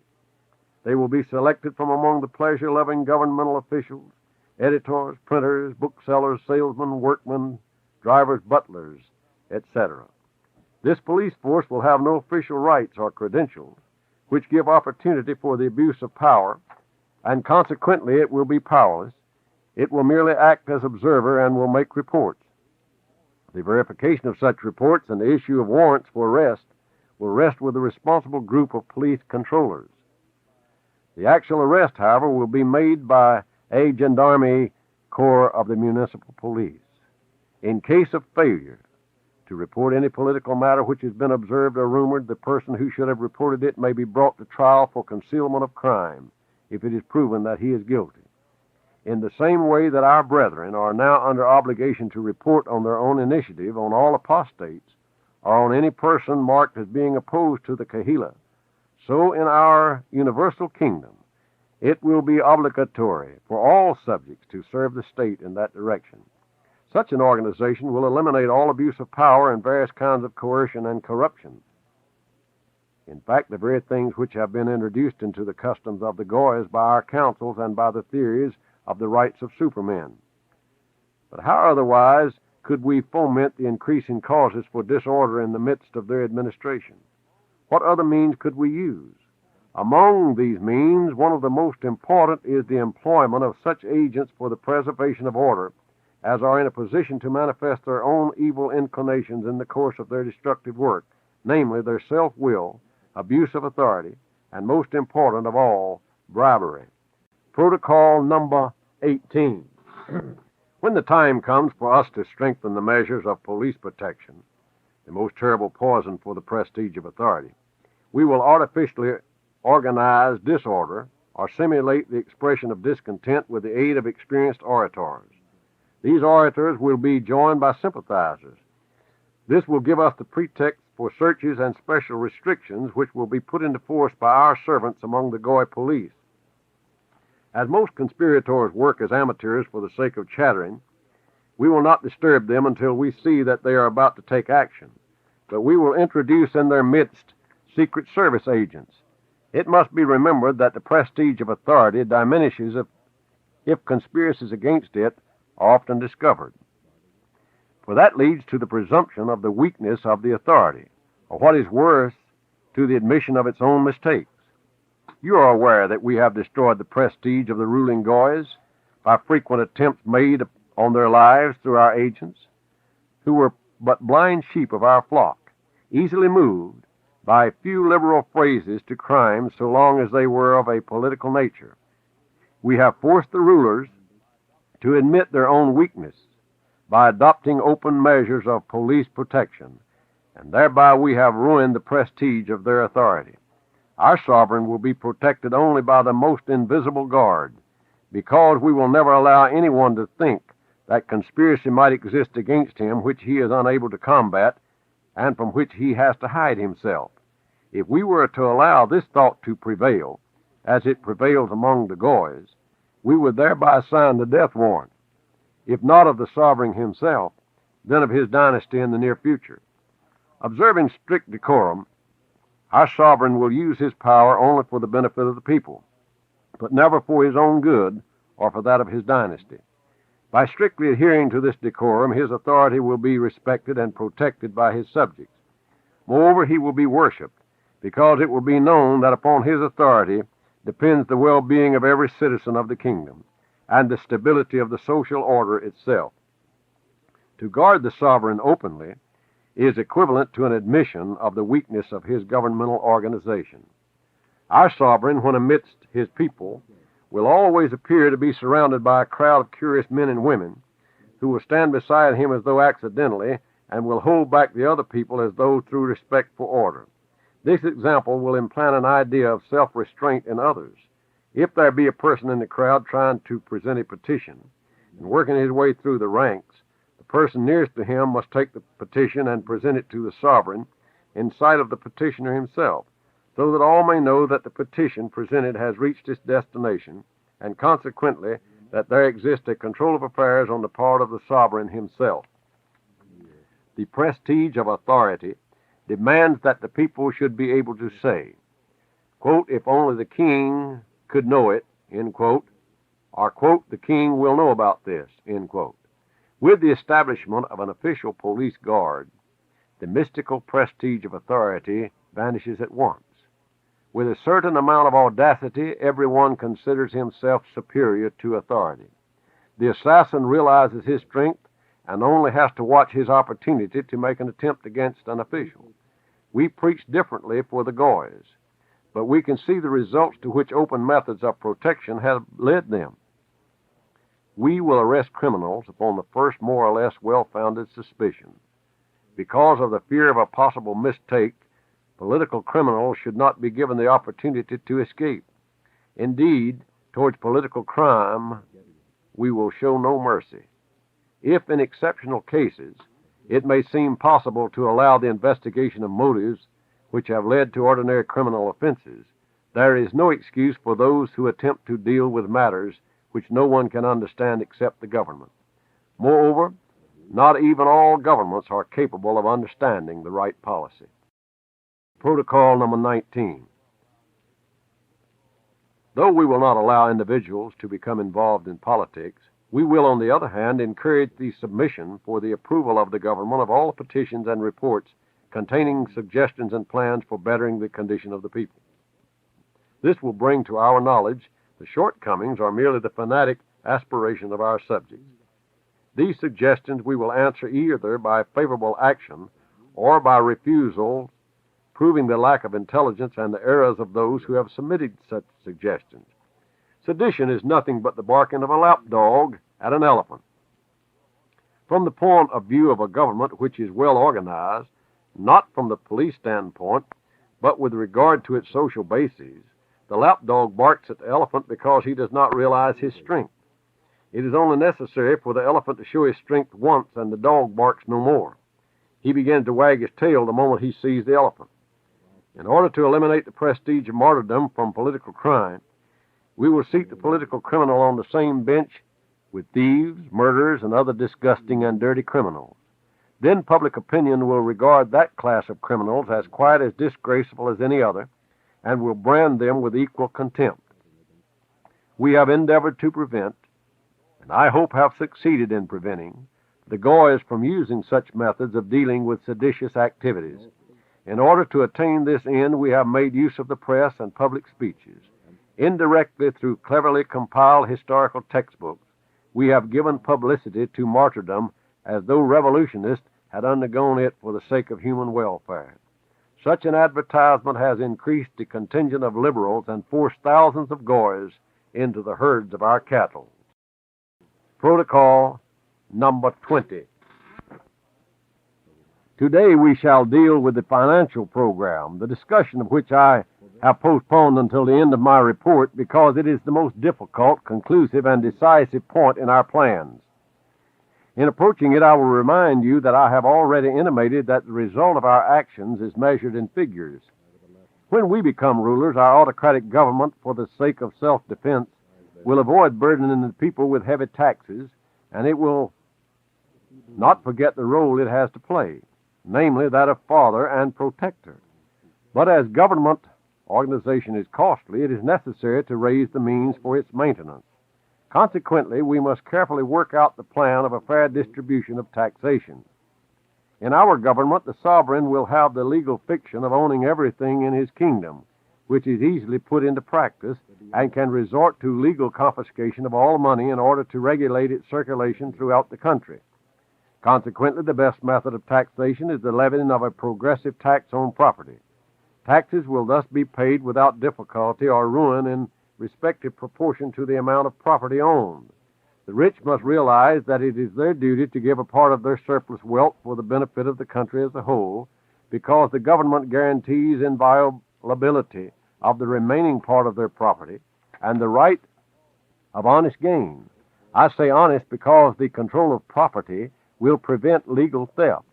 This social reform must come from above, for the time is ripe and it is becoming necessary as a guarantee of peace.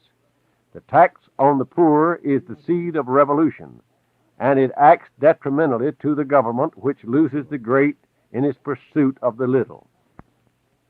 Moreover, the taxation of capital will lessen the increase of wealth in private hands, in which at present we have concentrated it as a counterweight to the governmental power of the Goys, namely to the state treasury. Progressive taxation, assessed according to the amount of capital, will produce a much greater revenue than the present system of taxing everyone at an equal rate, which is useful to us now only as a means of exciting revolt and discontent among the Goys. The power of our sovereign will rest mainly in the equilibrium and in guarantees of peace. For these, the capitalists must cede a part of their income so as to protect the action of the government machine. Public needs must be met by those who can best afford to do so, and by those from whom there is something to take. Such a measure will eliminate the hatred of the poor towards the rich, as they will be regarded as the financial supporters of the state and the upholders of peace and prosperity. The poor will also see that the rich are providing the necessary means to ensure this end. To prevent intelligent taxpayers from being too discontented with the new system of taxation, they will be furnished with detailed reports of the disbursement of public funds, exclusive of such as are appropriated for the needs of the throne and administrative institutions. The sovereign will not own property, since everything in the state will seem to belong to him, and these two conceptions will contradict each other. Private means would eliminate his right to own everything. The relatives of the sovereign, aside from his descendants, who will also be supported by the state, must join the ranks of government officials or otherwise work for the right of holding property. The privilege of being of royal blood must not entitle them to rob the state treasury. Sales, profits, or inheritances will be taxed by a progressive stamp tax. The transfer of property, whether in cash or otherwise, without the required stamp, will place the payment of the tax on the original owner, dating from the time of the transfer until the time of the reported failure to record the transaction. Transfer vouchers must be shown weekly at the local branch of the state treasury, together with a statement of the names, surnames, and the permanent addresses both of the original and of the new owner. The recording of the names of those participating in a transaction will be necessary in all transactions involving more than a certain amount for ordinary expenditures. The sale of prime necessities will be taxed only by a stamp tax, which will represent a certain small percent of the cost of the particular article. Just calculate how many times the amount received from such taxes will exceed the income of the Goy governments. The state bank must keep a definite reserve fund, and all sums in excess must be put back into circulation. The cost of public works will be met out of this surplus fund. The initiative of such works emanated from the government will also tie the working class to the interest of the government and the rulers. Some of this money will be allotted to prizes for inventions and for the purpose of production.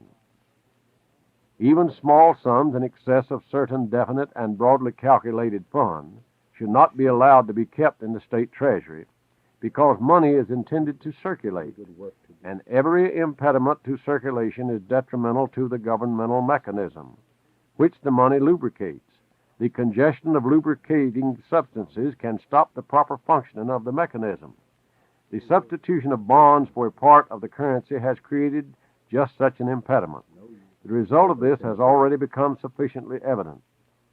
We will also establish an auditing office, so as to enable the sovereign to find at all times a full account of state revenues and expenses, except for the current month not yet made up, and that of the previous month not yet presented. The only person who will not be interested in robbing the state treasury will be the sovereign, its owner. This is the reason why his control will prevent the possibility of loss or misappropriation. Receptions for the purpose of etiquette, which waste the valuable time of the sovereign, will be abolished, because the ruler needs time for control and thought. Then his power will be not frittered away on the people surrounding the throne for the sake of appearance and brilliance, and who have only their own and not the public interest in mind. The economic crises were created by us for the Goyas only by the withdrawal of money from circulation.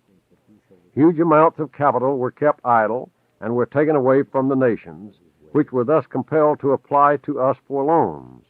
Payment of interest on these loans burdened the state finances and made the state subservient to capital.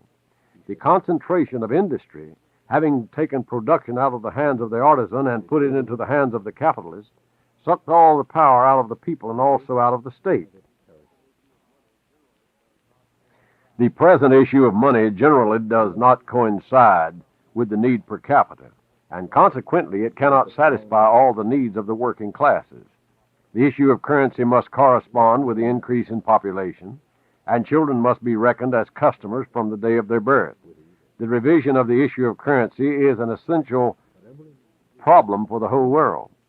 You know that gold currency was detrimental to the governments that accepted it, for it could not satisfy the requirements for money, since we took as much gold as possible out of circulation. We must issue a currency based on the value of the working power, whether it be of paper or wood.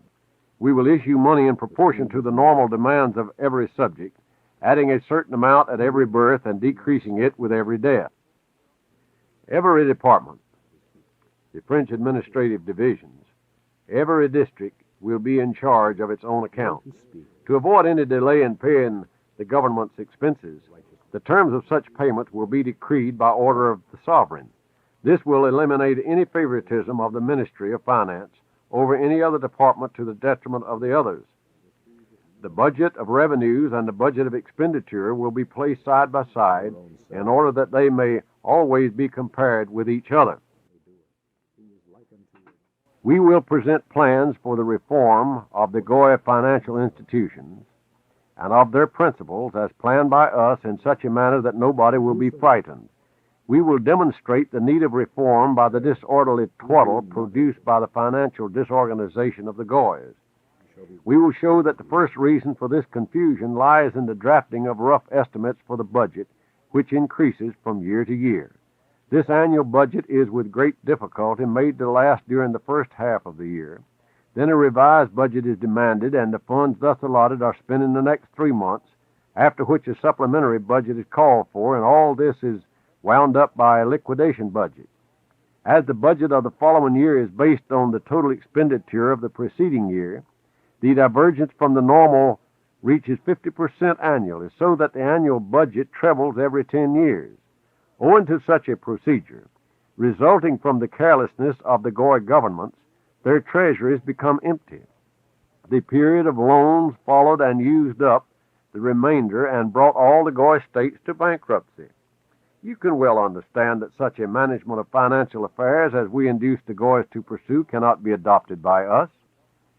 Every loan proves the impotency of the government and its failure to understand its own rights.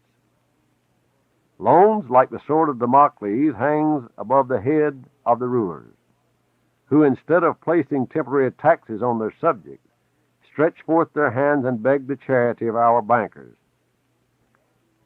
Foreign loans are leeches, which can never be removed from the governmental body until they either fall off themselves or the government itself manages to get rid of them. But the Goy governments, instead of throwing them off, increase their number, so that these governments must inevitably perish through self-inflicted loss of blood. Indeed, what is a loan, especially a foreign loan, if not a leech? A loan is the issuance of government obligations, which involve the liability to pay interest in proportion to the sum borrowed.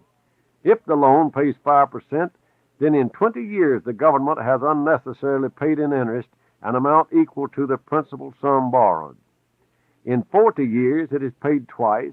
In 60 years it is treble the sum, while the loan still remains an unpaid debt. From this calculation, it is evident that under the system of universal taxation, the government takes the last penny from the poor taxpayers in the form of taxes in order to pay interest to foreign capitalists, from whom the money was borrowed, instead of collecting these same pennies for its needs free from all interest. So long as the loans were domestic, the Goys only shifted the money from the pockets of the poor into those of the rich. but when we bribe the proper persons to make the loans foreign, then national riches poured into our hands, and all the Goys begin to pay us tribute of subject. The carelessness of the reigning Goys in statesmanship, the corruption of their ministers, the ignorance of other officials of financial problems, has forced their countries into debt to our banks to such an extent that they can never pay off their debts. It should be realized, however, that we have gone to great pains in order to bring about such a state of affairs. Impediments to the circulation of money will not be allowed by us, and therefore there will be no government bonds, except 1% bonds, so that the payment of interest should not deliver the power of the state to the sucking of leeches. The right of issuing bonds will be exclusively granted to industrial corporations, which will easily pay the interest out of their profits. The government, however, does not derive profit on borrowed money, as these corporations do, since the state borrows money for expenditure and not for production. Industrial bonds will also be bought by the government, which, instead of being, as at present, the payer of tribute on loans, will become a sound creditor. Such a measure will prevent stagnation in the circulation of money, as well as indolence and laziness, which were useful to us so long as the Goys remain independent, but are not wanted by us in our government. How apparent is the short-sightedness of the purely bestial brains of the Goys. It manifested itself when they borrowed money for at interest. It did not occur to the Goys that at any rate this money, with the additional interest on it, would have to be taken from the resources of the country and paid to us. Would it not have been more simple to take the needed money from their own people? This proved the genius of their distinguished minds, for we were able to present the question of loans to them in such a light that they saw in loans an advantage for themselves. Our estimates, which we will produce when the time comes, will be based on the experience of centuries, on all those experiments which were conducted by us at the expense of the Goy governments. Our estimates will prove to be clear and definite, and will obviously demonstrate the advantage of our new system. They will end all those abuses which made it possible for us to master the Goys, but which cannot be permitted in our reign. We will so organize the accounting system that neither the sovereign himself nor the most humble clerk will be able to deflect the smallest sum from its destination or direct it into a different channel from that indicated in our original financial plan. It is impossible to govern without a definite plan. Traveling along a definite road with an indefinite supply of provisions destroys heroes and knights. The Goy rulers, to whom we once gave advice to neglect governmental duties for grandiose receptions, etiquette, and pleasures, only concealed our rule. The accounts of the powerful favorites who replaced the sovereign were drawn up by our agents, and they always satisfied the shallow minds by promises that in the future there would be savings and improvements. Savings from what? From new taxes? This might have been asked, but was not asked by those who read our reports and plans. You know to what their carelessness has led them, what financial disorganization they have reached in spite of the wonderful diligence of their people. Protocol number 21. I will add one more detail regarding domestic loans, in addition to the report which I made at the last meeting. I will not speak any more of foreign loans, for they filled our coffers with the national money of the Goys. There will be no foreigners in our government, nobody outside. We profited by the corruption of the administrators and by the negligence of the rulers in receiving sums that were doubled, trebled, and even more, loaning the Goy government's money which in reality was not needed by the states at all. Who could do the same with regard to us? Therefore, I will only set forth details in regard to domestic loans. In announcing such a loan, the governments open a subscription to their bonds. To make them accessible to all, they vary the denomination from 100 to thousands, and the first subscribers are allowed to buy below face value. The following day, the price is artificially raised on the pretext that everybody hurried to buy the bonds. In a few more days, there's a pretense that the treasury is filled and that it is not known what to do with the money, which has been oversubscribed. What was the use of taking it? The subscription is evidently considerably in excess of the amount asked for. Therein lies the effect. for it is thus demonstrated that the public has confidence in the government obligations. But after the comedy has been played, the fact of the debt appears, and it is usually a heavy one. In order to pay the interest, new loans have to be issued, which do not liquidate but increase the original debt. Then, when the borrowing capacity of the government has been exhausted, it becomes necessary to meet the interest on the loan, not the loan itself, but by new taxes. These taxes are nothing but a debit used to cover a debit. Then comes the period of conversions. But these only decrease the payment of interest while they do not annul the debts. Moreover, they cannot be made without the consent of the bondholders. When a conversion is advertised, an offer is made to return the money to those who are not willing to convert their bonds. If everybody were to demand his money, the government would be caught in its own net and would be unable to return all the money. Fortunately, the Goy subjects, ignorant of financial affairs, always preferred to suffer a fall in the value of their securities and a reduction of interest to the risk of new investments. Thus, they have given these governments more than one opportunity of throwing off a deficit of several millions. At present, with the existence of foreign loans, the Goys cannot play such tricks, for they know that we would demand all the money back. Thus, an avowed bankruptcy will be the best proof of the lack of common interest between the people and their government. I direct your express attention to the above circumstance, as also to the following. At present, all domestic loans are consolidated into so-called floating debts. In other words, into those whose terms of payment are more or less close at hand. Such debts consist of money placed in savings banks. Being at the disposal of the government for a considerable length of time, these funds vanish in the payment of interest on foreign loans, and they are replaced by an equal amount of government securities. The latter cover all the deficits in the government treasuries of the Goys. When we mount the throne of the universe, such financial expedients, being detrimental to our interest, will vanish. We will also destroy all stock exchanges, for we will not allow the prestige of our authority to be shaken by the shifting of the prices of our securities. We will fix the full price of their value legally without any possibility of its fluctuation. A rise leads to a fall, and this was precisely what we did to the Goy stocks and bonds at the beginning. We will replace the stock exchanges by great government credit institutions, whose functions will be to tax commercial values according to governmental plans.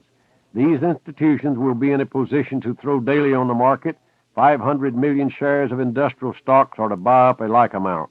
Thus, all industrial enterprises will become dependent upon us. You can well imagine what power that will give us. Protocol number 22. In all that I have hitherto reported to you, I have carefully tried to show you a true picture of the mystery of present events, as also of those of the past, which all flow into the stream of great events, the results of which will be seen in the near future. I have exposed our secret plans which govern our relations with the Goys, as well as our financial policy. There remains but little to add. We hold in our hands the greatest modern power, gold. In the course of 2 days, we can get it from our treasures in any desired quantity. Is there any more need for us to prove that our rule is decreed by God? Do we not prove by such wealth that all the evil which we were forced to do during so many centuries has served in the end to true happiness, to the restoration of order? Although by means of violence, order will nevertheless be established. We will be able to prove that we are benefactors, who have brought true welfare and individual freedom to the tortured world, ensuring at the same time the possibility of enjoying peace, quiet, and dignity of relationship, upon the sole condition, of course, that obedience to the laws established by us is practiced. We will also make it clear that freedom does not mean license, and in doing whatever people please, no more than dignity and power imply the right to propound destructive doctrines, like freedom of conscience, equality, and similar things. Individual freedom by no means imports the right of disturbing oneself and others, disgracing oneself by making ridiculous speeches in disorderly gatherings, and implies that true liberty means individual inviolability through an honest and strict obedience to social laws, that moreover human dignity implies the conception of one's right as well as the idea of legal inhibitions, which prohibit fantastic dreams about the ego. Our power will be glorious because it will be mighty. It will rule and guide and not helplessly crawl after leaders and orators, shouting insane words which they call great principles and in which in reality are simply utopian. Our power will lead to order, which in turn brings happiness to the people. The prestige of this power will excite mystical adoration, and the peoples will bow before it. True power does not yield to any right, even be it that of God. None will dare approach it in order to deprive it even of an atom of its might. Protocol 23. To teach the people obedience, they must be taught modesty, and to accomplish this, the production of luxuries must be limited. We will thus improve customs, demoralized by rivalry resulting from luxury. We will restore handicraft, which will undermine the private capital of manufacturers. This is necessary because big manufacturers often influence, although not always consciously, the thoughts of the people against the government. A people practicing handicraft does not know what unemployment means, and this makes them cling to existing conditions and consequently to the power of authority. Unemployment is most dangerous for a government. It will have finished its work for us as soon as authority falls into our hands. Drunkenness will also be forbidden by law and will be punishable as a crime against human decency, for man becomes bestial under the influence of alcohol. Once more I state that people obey blindly only the hand that is strong and entirely independent of them, in which they see a sword of defense and a stronghold against the blows of social misfortune. Why should the sovereign have an angel's heart? They want to see in him the personification of might and power. The sovereign who will replace the present existing governments, dragging along their existence in the midst of a society demoralized by us, which denies even the power of God and from whose midst rises on all sides the flames of anarchy, must primarily undertake to extinguish this all-consuming fire. Therefore, he must destroy such a society, if necessary, drown it in its own blood, in order to resurrect it as a well-organized army, which consciously struggles against the infection of any anarchy affecting the state organism. He, God's elect, is chosen from above for the purpose of crushing the insane forces that are moved by instinct and not by intellect, by bestiality and not by humanitarianism. These forces are now triumphant and assume the form of robberies and all kinds of violence exercised in the name of liberty and of right. They have destroyed all social order so as to establish the throne of the King of Israel. But their role will be ended with his coming to power.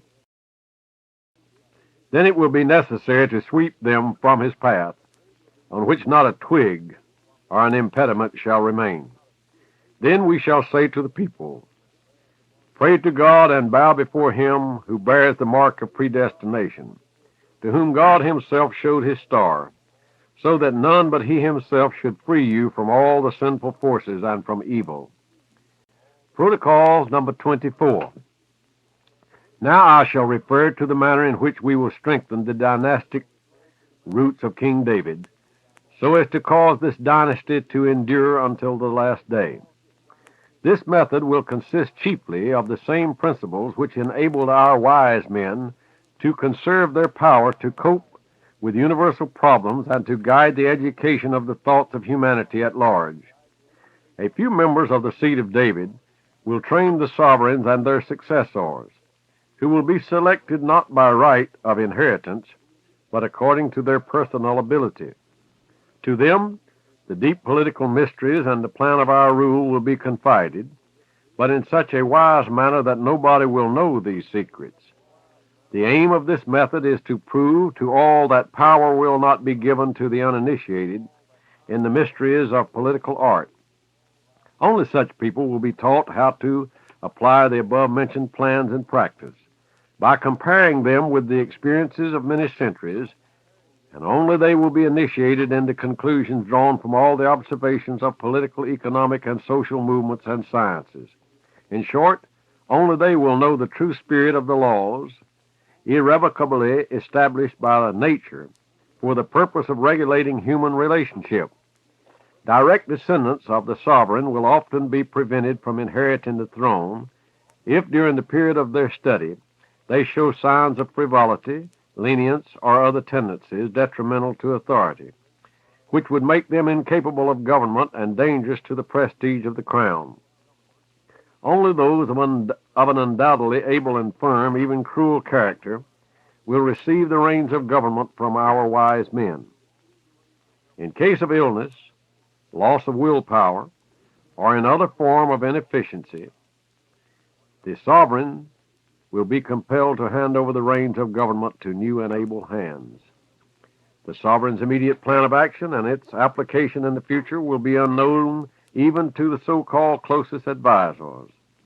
Only the sovereign and his three sponsors will know the future.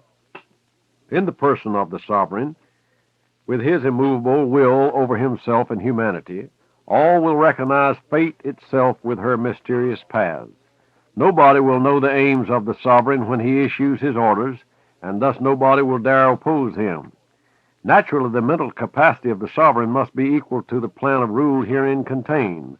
For this reason, he will not mount the throne before a test of his mind is made by the above-mentioned wise men. To make people know and love their sovereign, it is necessary that he should address the people in public places, thus establishing harmony between the two forces now separated from each other by mutual terror.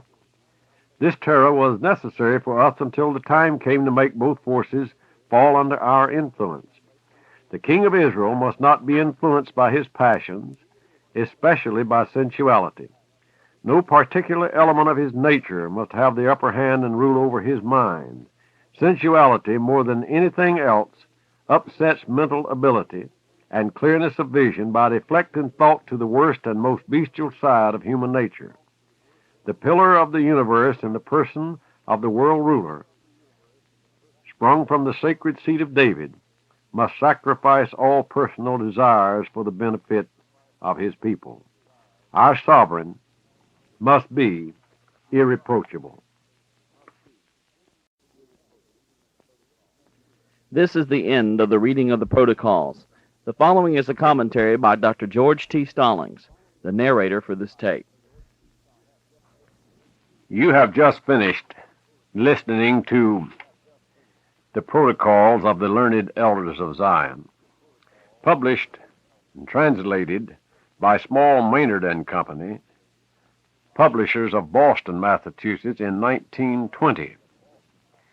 We want in this addendum to point out the fact that the truth of the so-called protocol lies not in the external evidence that is abundant, but with the evidence within the protocols themselves.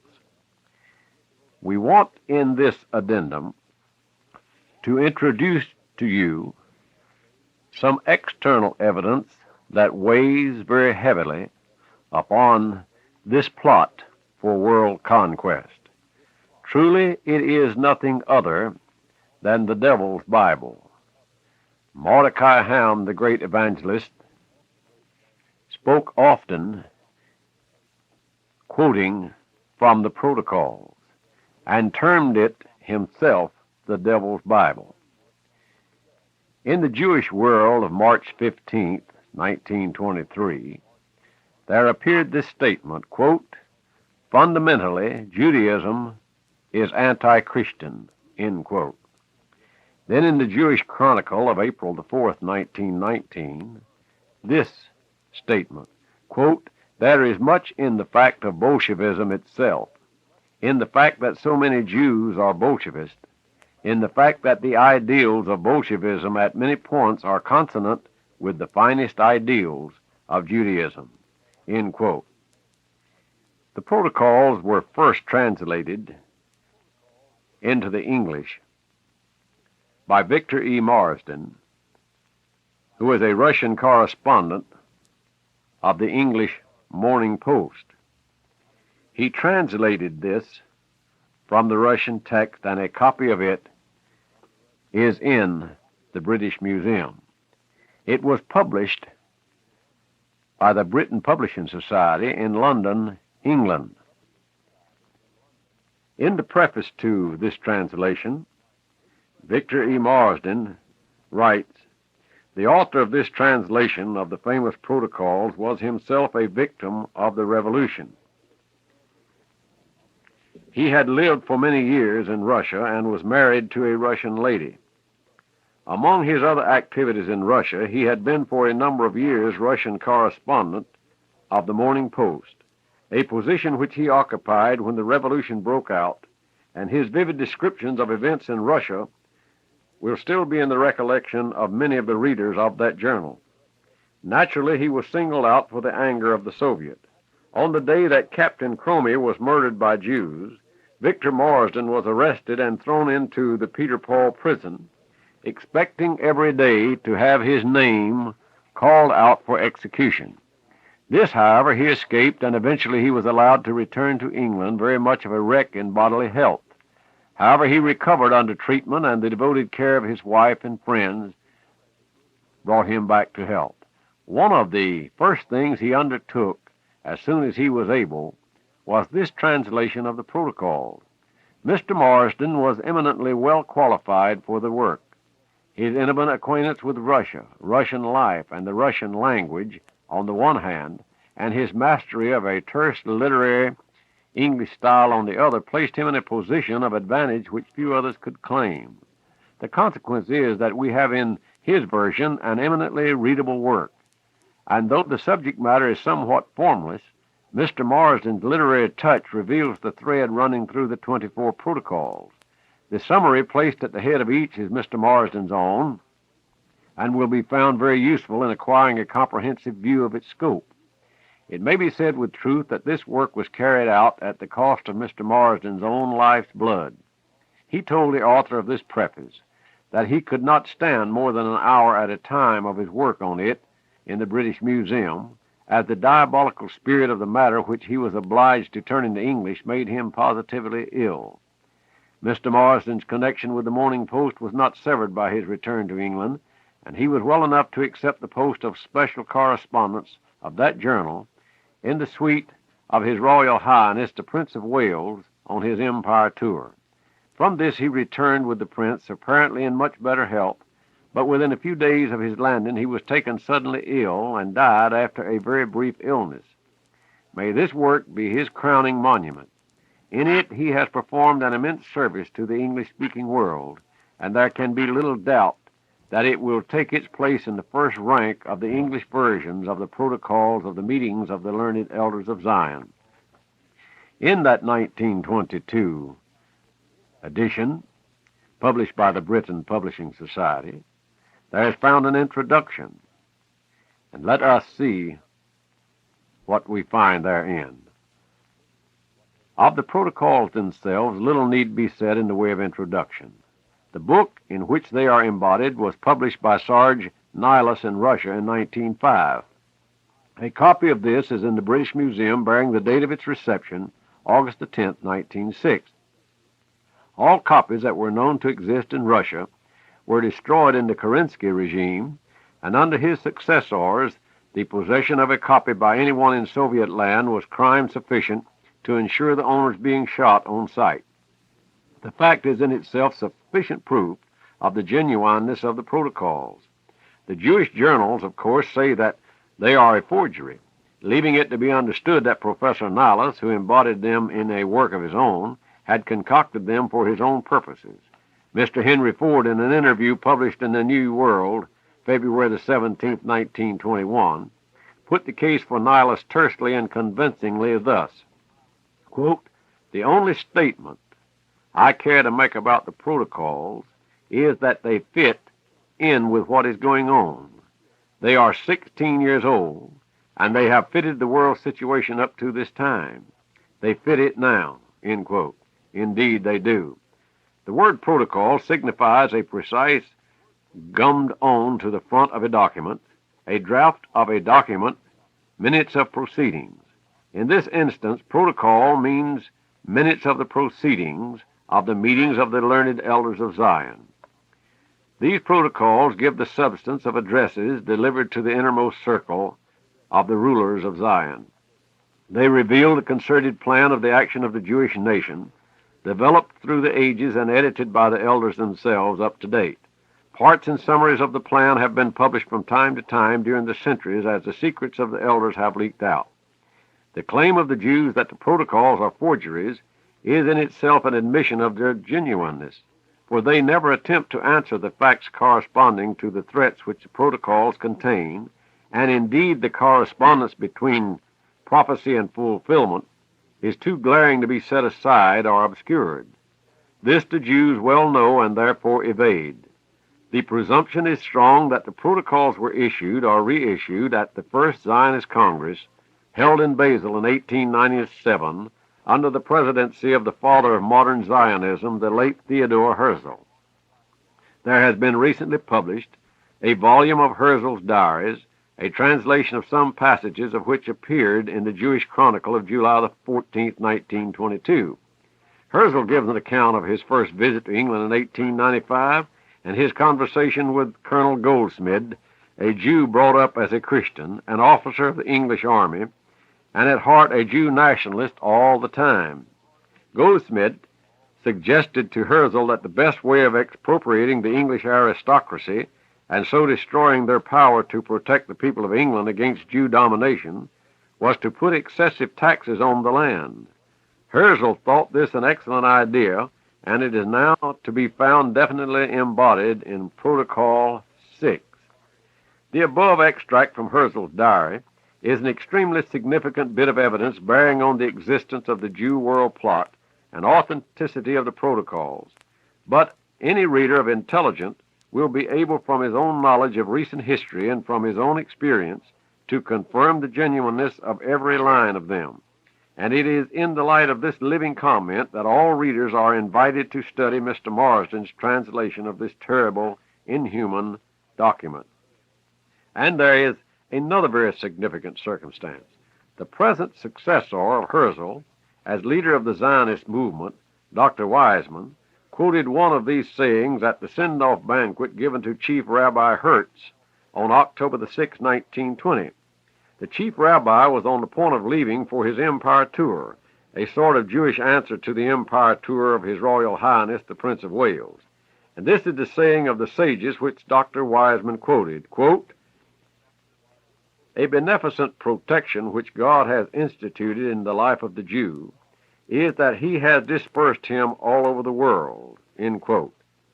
That's quoted from the Jewish Guardian, October the 8th, 1920. Now compare this with the last clause, but one of Protocol 11. Quote, "God has granted to us, his chosen people, the gift of dispersion, and from this, which appears to all eyes to be our weakness, has come forth all our strength, which has now brought us to the threshold of sovereignty over all the world," end quote.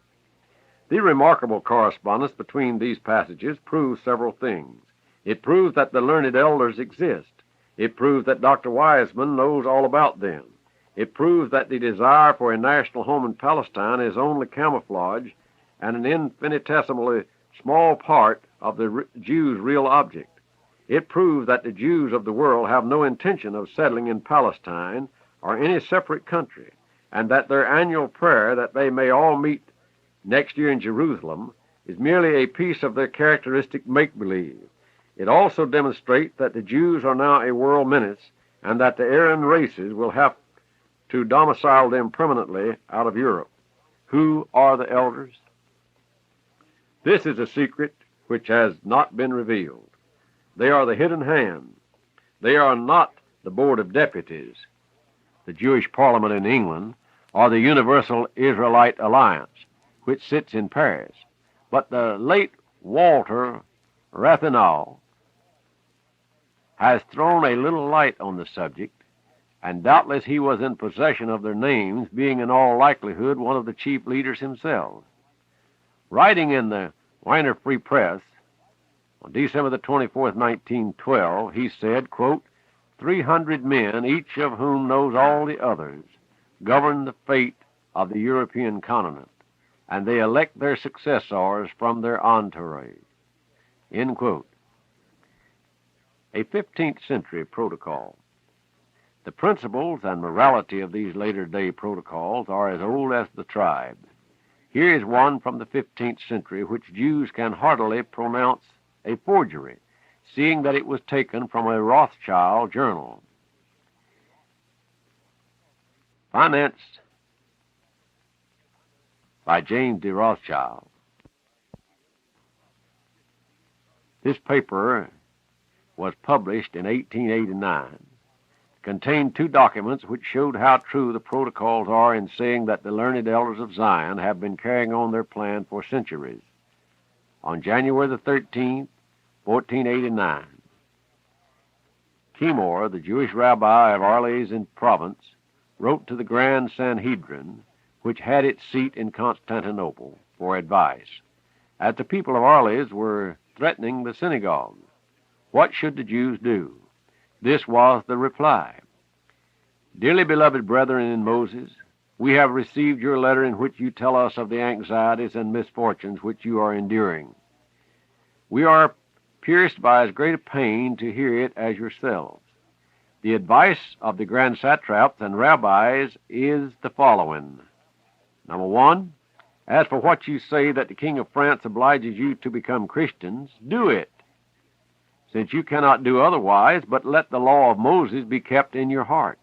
Number two, as for what you say about the command to despoil you of your goods, the law was that on becoming converted Jews, they gave up their possessions. Make your sons merchants, that little by little they may despoil the Christians of theirs. 3. As for what you say about their making attempts on your lives, make your sons doctors and apothecaries, that they may take away Christian lives. Number 4, as for what you say of their destroying your synagogues, make your sons canons and clerics, in order that they may destroy their churches. 5, as for the many other vexations you complain of, arrange that your sons become advocates and lawyers, and see that they always mix themselves up with the affairs of state, in order that by putting Christians under your yoke, you may dominate the world and be avenged of them. Number 6, do not swerve from this order that we give you, because you will find by experience that, humiliated as you are, you will reach to actuality of power.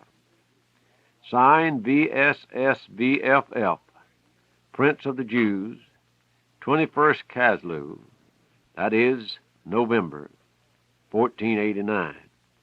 In the year 1844, on the eve of the Jewish Revolution of 1848, Benjamin Disraeli, whose real name was Israel, and who was a damped or baptized Jew, published his novel, Coningsby, in which occurs the ominous passage, quote, "The world is governed by very different personages from what is imagined by those who are not behind the scenes," end quote. And he went on to show that these personages were all Jews.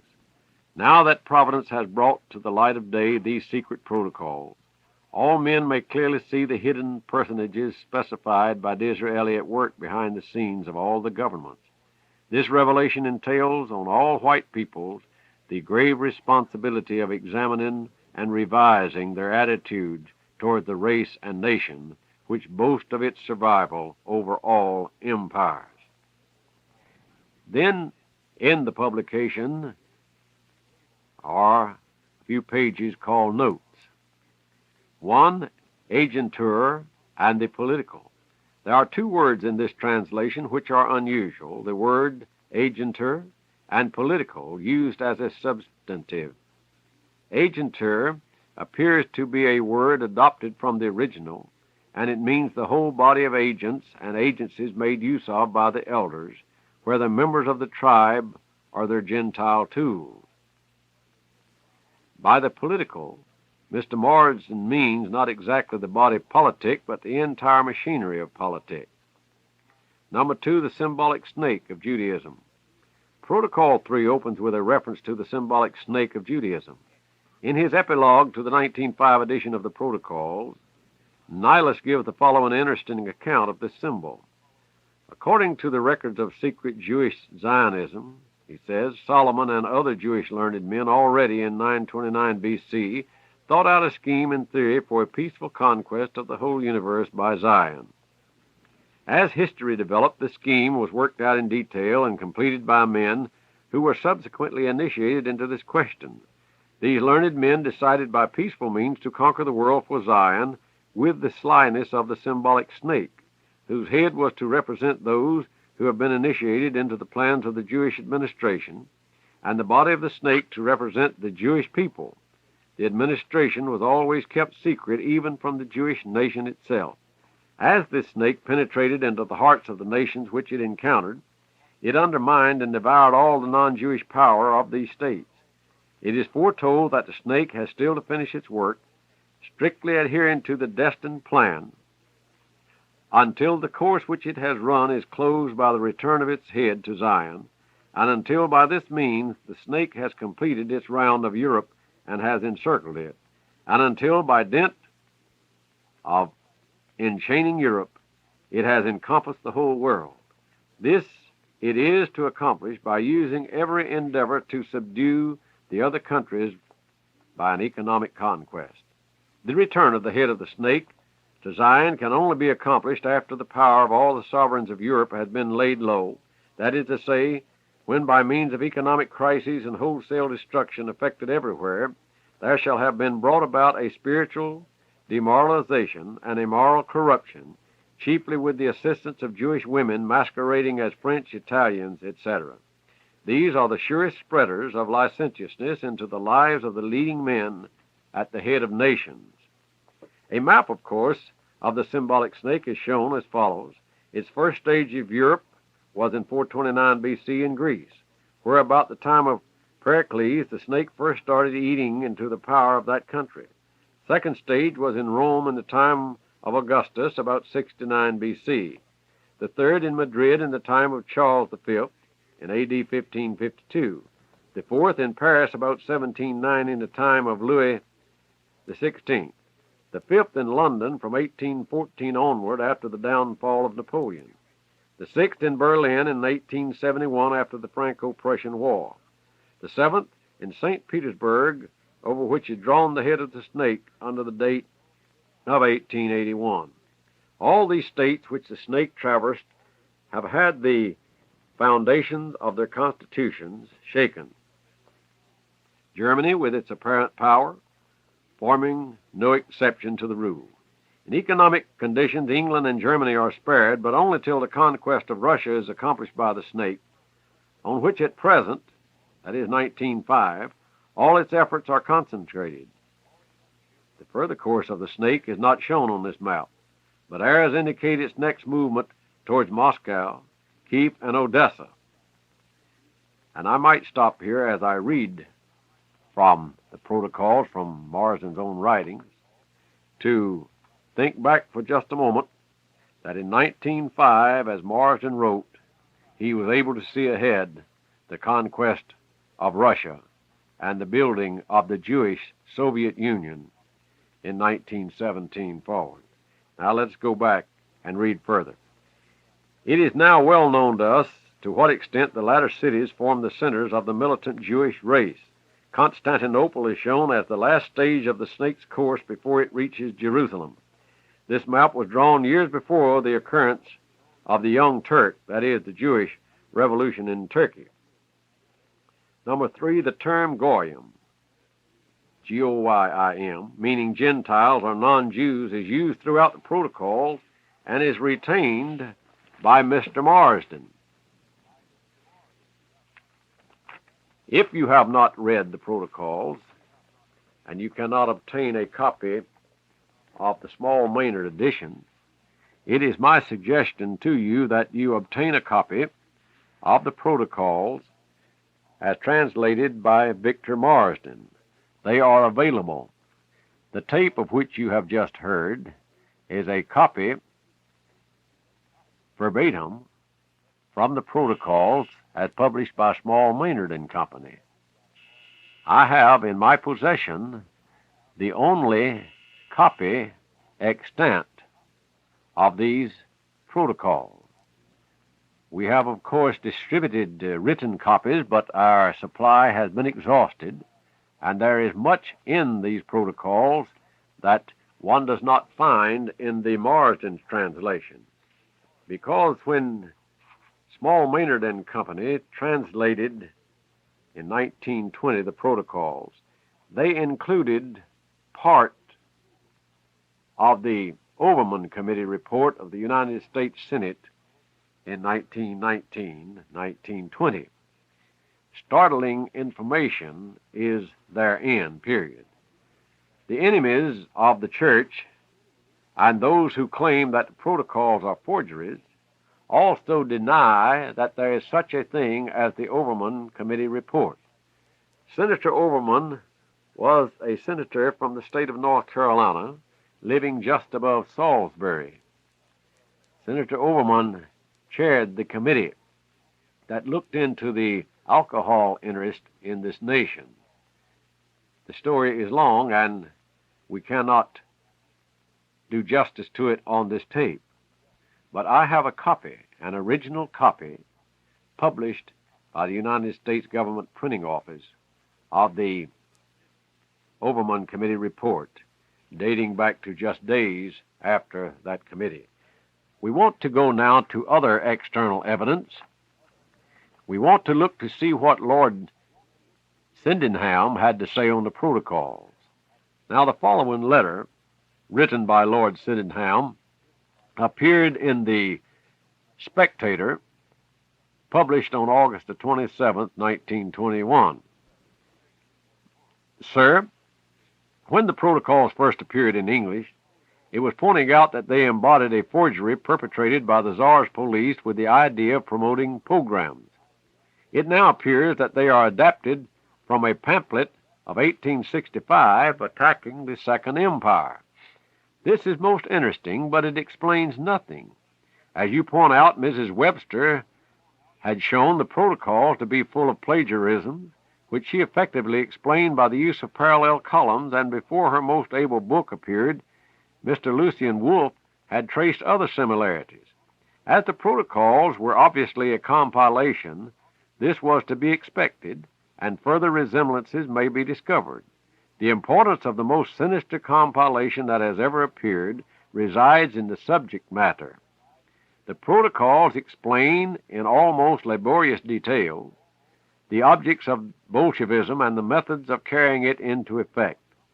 Those methods were in operation in 1901 when Nihilus said that he received the documents, but Bolshevism was then Marxian communism, and the time had not come for applying it by military force.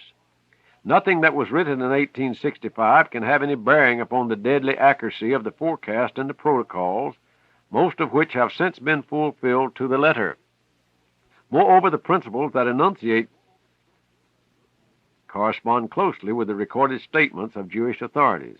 If you will read the American edition, with its valuable annexes, you will understand this, and the confirmatory quotations there given can be multiplied.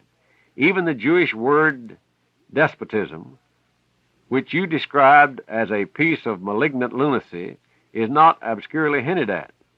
Take this one quotation from The Jewish State by Theodore Herzl, quote, "When we sink, we become a revolutionary proletariat, the subordinate officers of the Revolutionary Party. When we rise, there rises also our terrible power of the purse," end quote. Compare this ominous statement with those of the protocols, of which it is plainly an echo. I note with thankfulness that you say that the discovery of the French pamphlet does not clear up the whole mystery. Indeed, it does not, and if you will carefully read Mr. Ford's amazing disclosures, you will wish for more light. The main point is, of course, the source from which Nihilus obtained the protocols. The Russians who knew Nihilus and his writings cannot all have been exterminated by the Bolsheviks. His book, in which the protocols only form one chapter, has not been translated, though it would give some idea of the man. He was, I have been told by a Russian lady, absolutely incapable either of writing any portion of the protocols or of being a party to a fraud. What is the most striking characteristic of the protocols? The answer is knowledge of a rare kind, embracing the widest field. The solution of the mystery, if it is one, is to be found by ascertaining where this uncanny knowledge, of which prophecies now literally fulfilled are based, can be shown to reside. I am, sir, Sydenham. Then, addendums to the book, startling new documents. The manifesto of Adolphe Crémeau, addressed to the National of Jewry on the occasion of the founding of the Universal Israelite Alliance. This has been pronounced a forgery and something much less committal, especially written for Gentile consumption, has been produced as the real thing. The unfortunate part of the business is that the forgery corresponds infinitely more closely with the facts of history than that which is claimed to be genuine. It proclaims three incontrovertible truths. One, that the Jewish nation is the enemy of all nations. Two, that Jews claim that they are a people chosen to dominate the whole earth and take possession of the riches of all peoples. Three, that the power of all nations is already in their hands, and that Jews think they are on the eve of their complete conquest of the rest of the human race. The date of this protocol number 2 of our series is 1860. A protocol of 1860. We take this protocol from the Morning Post of September the 6th, 1920. The Morning Post, of course, the British newspaper. Quote, a correspondent, writing in reference to the hidden pearls, draws attention to a manifesto issued in 1860 to the Jews of the universe by Adolphe Crémeau, the founder of the Alliance Israelite Universal, and the well-known member of the Provisional Government of 1871. Adolphe Crémeau, while Grand Master of the French Masonic Lodges, offered 1,000,000 francs for the head of William I of Germany. On his tomb he requested the following sole inscription to be inscribed, quote, here lies Adolphe Crémeau, the founder of the Alliance Israelite Universal, end quote. Here now is the manifesto. Emblem, on top the tables of Moses, a little lower, two extended hands clasping each other, and as basis of the whole, the globe of the earth. Motto, all Jews for one, and one for all. The union which we desire to found will not be a French, English, Irish, or German union, but a Jewish one, a universal one. Other peoples and races are divided into nationalities. We alone have not co-citizens, but exclusively co-religionaries. A Jew will under no circumstances become the friend of a Christian or a Moslem before the moment arises when the light of the Jewish faith, the only religion of reason, will shine all over the world. Scattered amongst other nations, who from time immemorial were hostile to our rights and interests, we desire primarily to be and to remain immutably Jews. Our nationality is the religion of our fathers, and we recognize no other nationality. We are living in foreign lands and cannot trouble about the mutable ambitions of countries entirely alien to us, while our own moral and material problems are endangered. The Jewish teaching must cover the whole earth. Israelites, no matter where fates should lead, though scattered over all the earth, you must always consider yourselves members of a chosen race. If you realize that the faith of your forefathers is your only patriotism, if you recognize that notwithstanding the nationalities you have embraced, you always remain and everywhere form one and only nation, if you believe that Jewry only is the one and only religious and political truth, if you are convinced of this, you Israelites of the universe, then come and give ear to our appeal and prove to us your consent. Our cause is great and holy, and its success is guaranteed. Catholicism, our immemorial enemy, is lying in the dust, mortally wounded in the head. The net which Israel is throwing over the globe of the earth is widening and spreading daily, and the momentous prophecies of their holy books are at last to be realized. The time is near when Jerusalem will become the house of prayer for all nations and peoples, and the banner of Jewish monodeity will be unfurled and hoisted on the most distant shores. Let us avail ourselves of all circumstances. Our might is immense. Learn to adopt this might for our cause. What have you to be afraid of? The day is not distant when all the riches and treasures of the earth will become the property of the children of Israel. End quote. More than 60 years have elapsed since this protocol was written, and the riches of the earth are now almost entirely in the possession or under the control of the children of Israel. The Torah, said the Jew poet Heine, is the Jews' portable fatherland.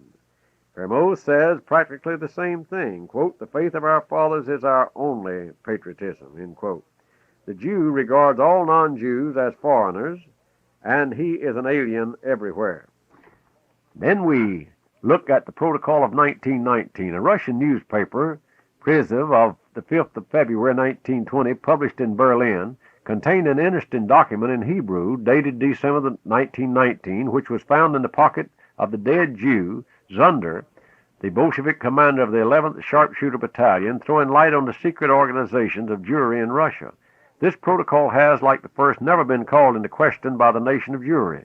It reveals identically the same plans and purposes of the Jews for world domination and revenge which pervade them all. This one especially gloats over the Jews' conquest and enslavement of Russia. In extenso, it ran as follows. Secret. To the representatives of all the branches of the Israelite International League, sons of Israel, the hour of our ultimate victory is near. We stand on the threshold of the command of the world. That which we could only dream of before us is about now to be realized. Only quite recently, feeble and powerless, we can now, thanks to the world's catastrophe, raise our head with pride. We must, however, be careful. It can surely be prophesied that after we have marched over ruined and broken altars and thrones, we shall advance further on the same indicated path. The authority of the to us alien religions and doctrines of faith we have, through very successful propaganda, subjected to a merciless criticism and mockery. We have brought the culture, civilization, traditions, and thrones of the Christian nations to stagger. We have done everything to bring the Russian people under the yoke of the Jewish power and ultimately compel them to fall on their knees before us. We have nearly completed all this, but we must all the same be very cautious, because the oppressed Russia is our arch enemy. The victory over Russia, gained through our intellectual superiority, may in the future, in a new generation, turn against us. Russia is conquered and brought to the ground. Russia is in the agony of death under our heel, but do not forget, not even for a moment, that we must be careful. The holy care for our safety does not allow us to show either pity or mercy. At last we have been allowed to behold the bitter need of the Russian people and to see it in tears. By taking from them their property, their gold, we have reduced this people to helpless slaves. Be cautious and silent. We ought to have no mercy for our enemy. We must make an end of the best and leading elements of the Russian people so that the vanquished Russia may not find any leader. Thereby, every possibility will vanish for them to resist our power. We must excite hatred and disputes between workers and peasants. War and class struggle will destroy all treasures and culture created by the Christian people. But be cautious, sons of Israel. Our victory is near because our political and economic power and influence upon the masses are in rapid progress.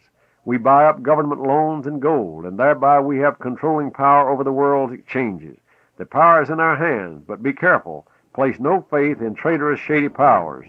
Bronstein, that is Trotsky, Applebaum, who is Zinoviev, Rosenfeld, who is Kamenev, Steinberg, all of them are like unto thousands of other true sons of Israel. Our power in Russia is unlimited. In the towns, the commissariats and the commissions of food, house commissions, and etc., are dominated by our people. But do not let victory intoxicate you. Be careful, cautious, because no one except yourselves will protect us.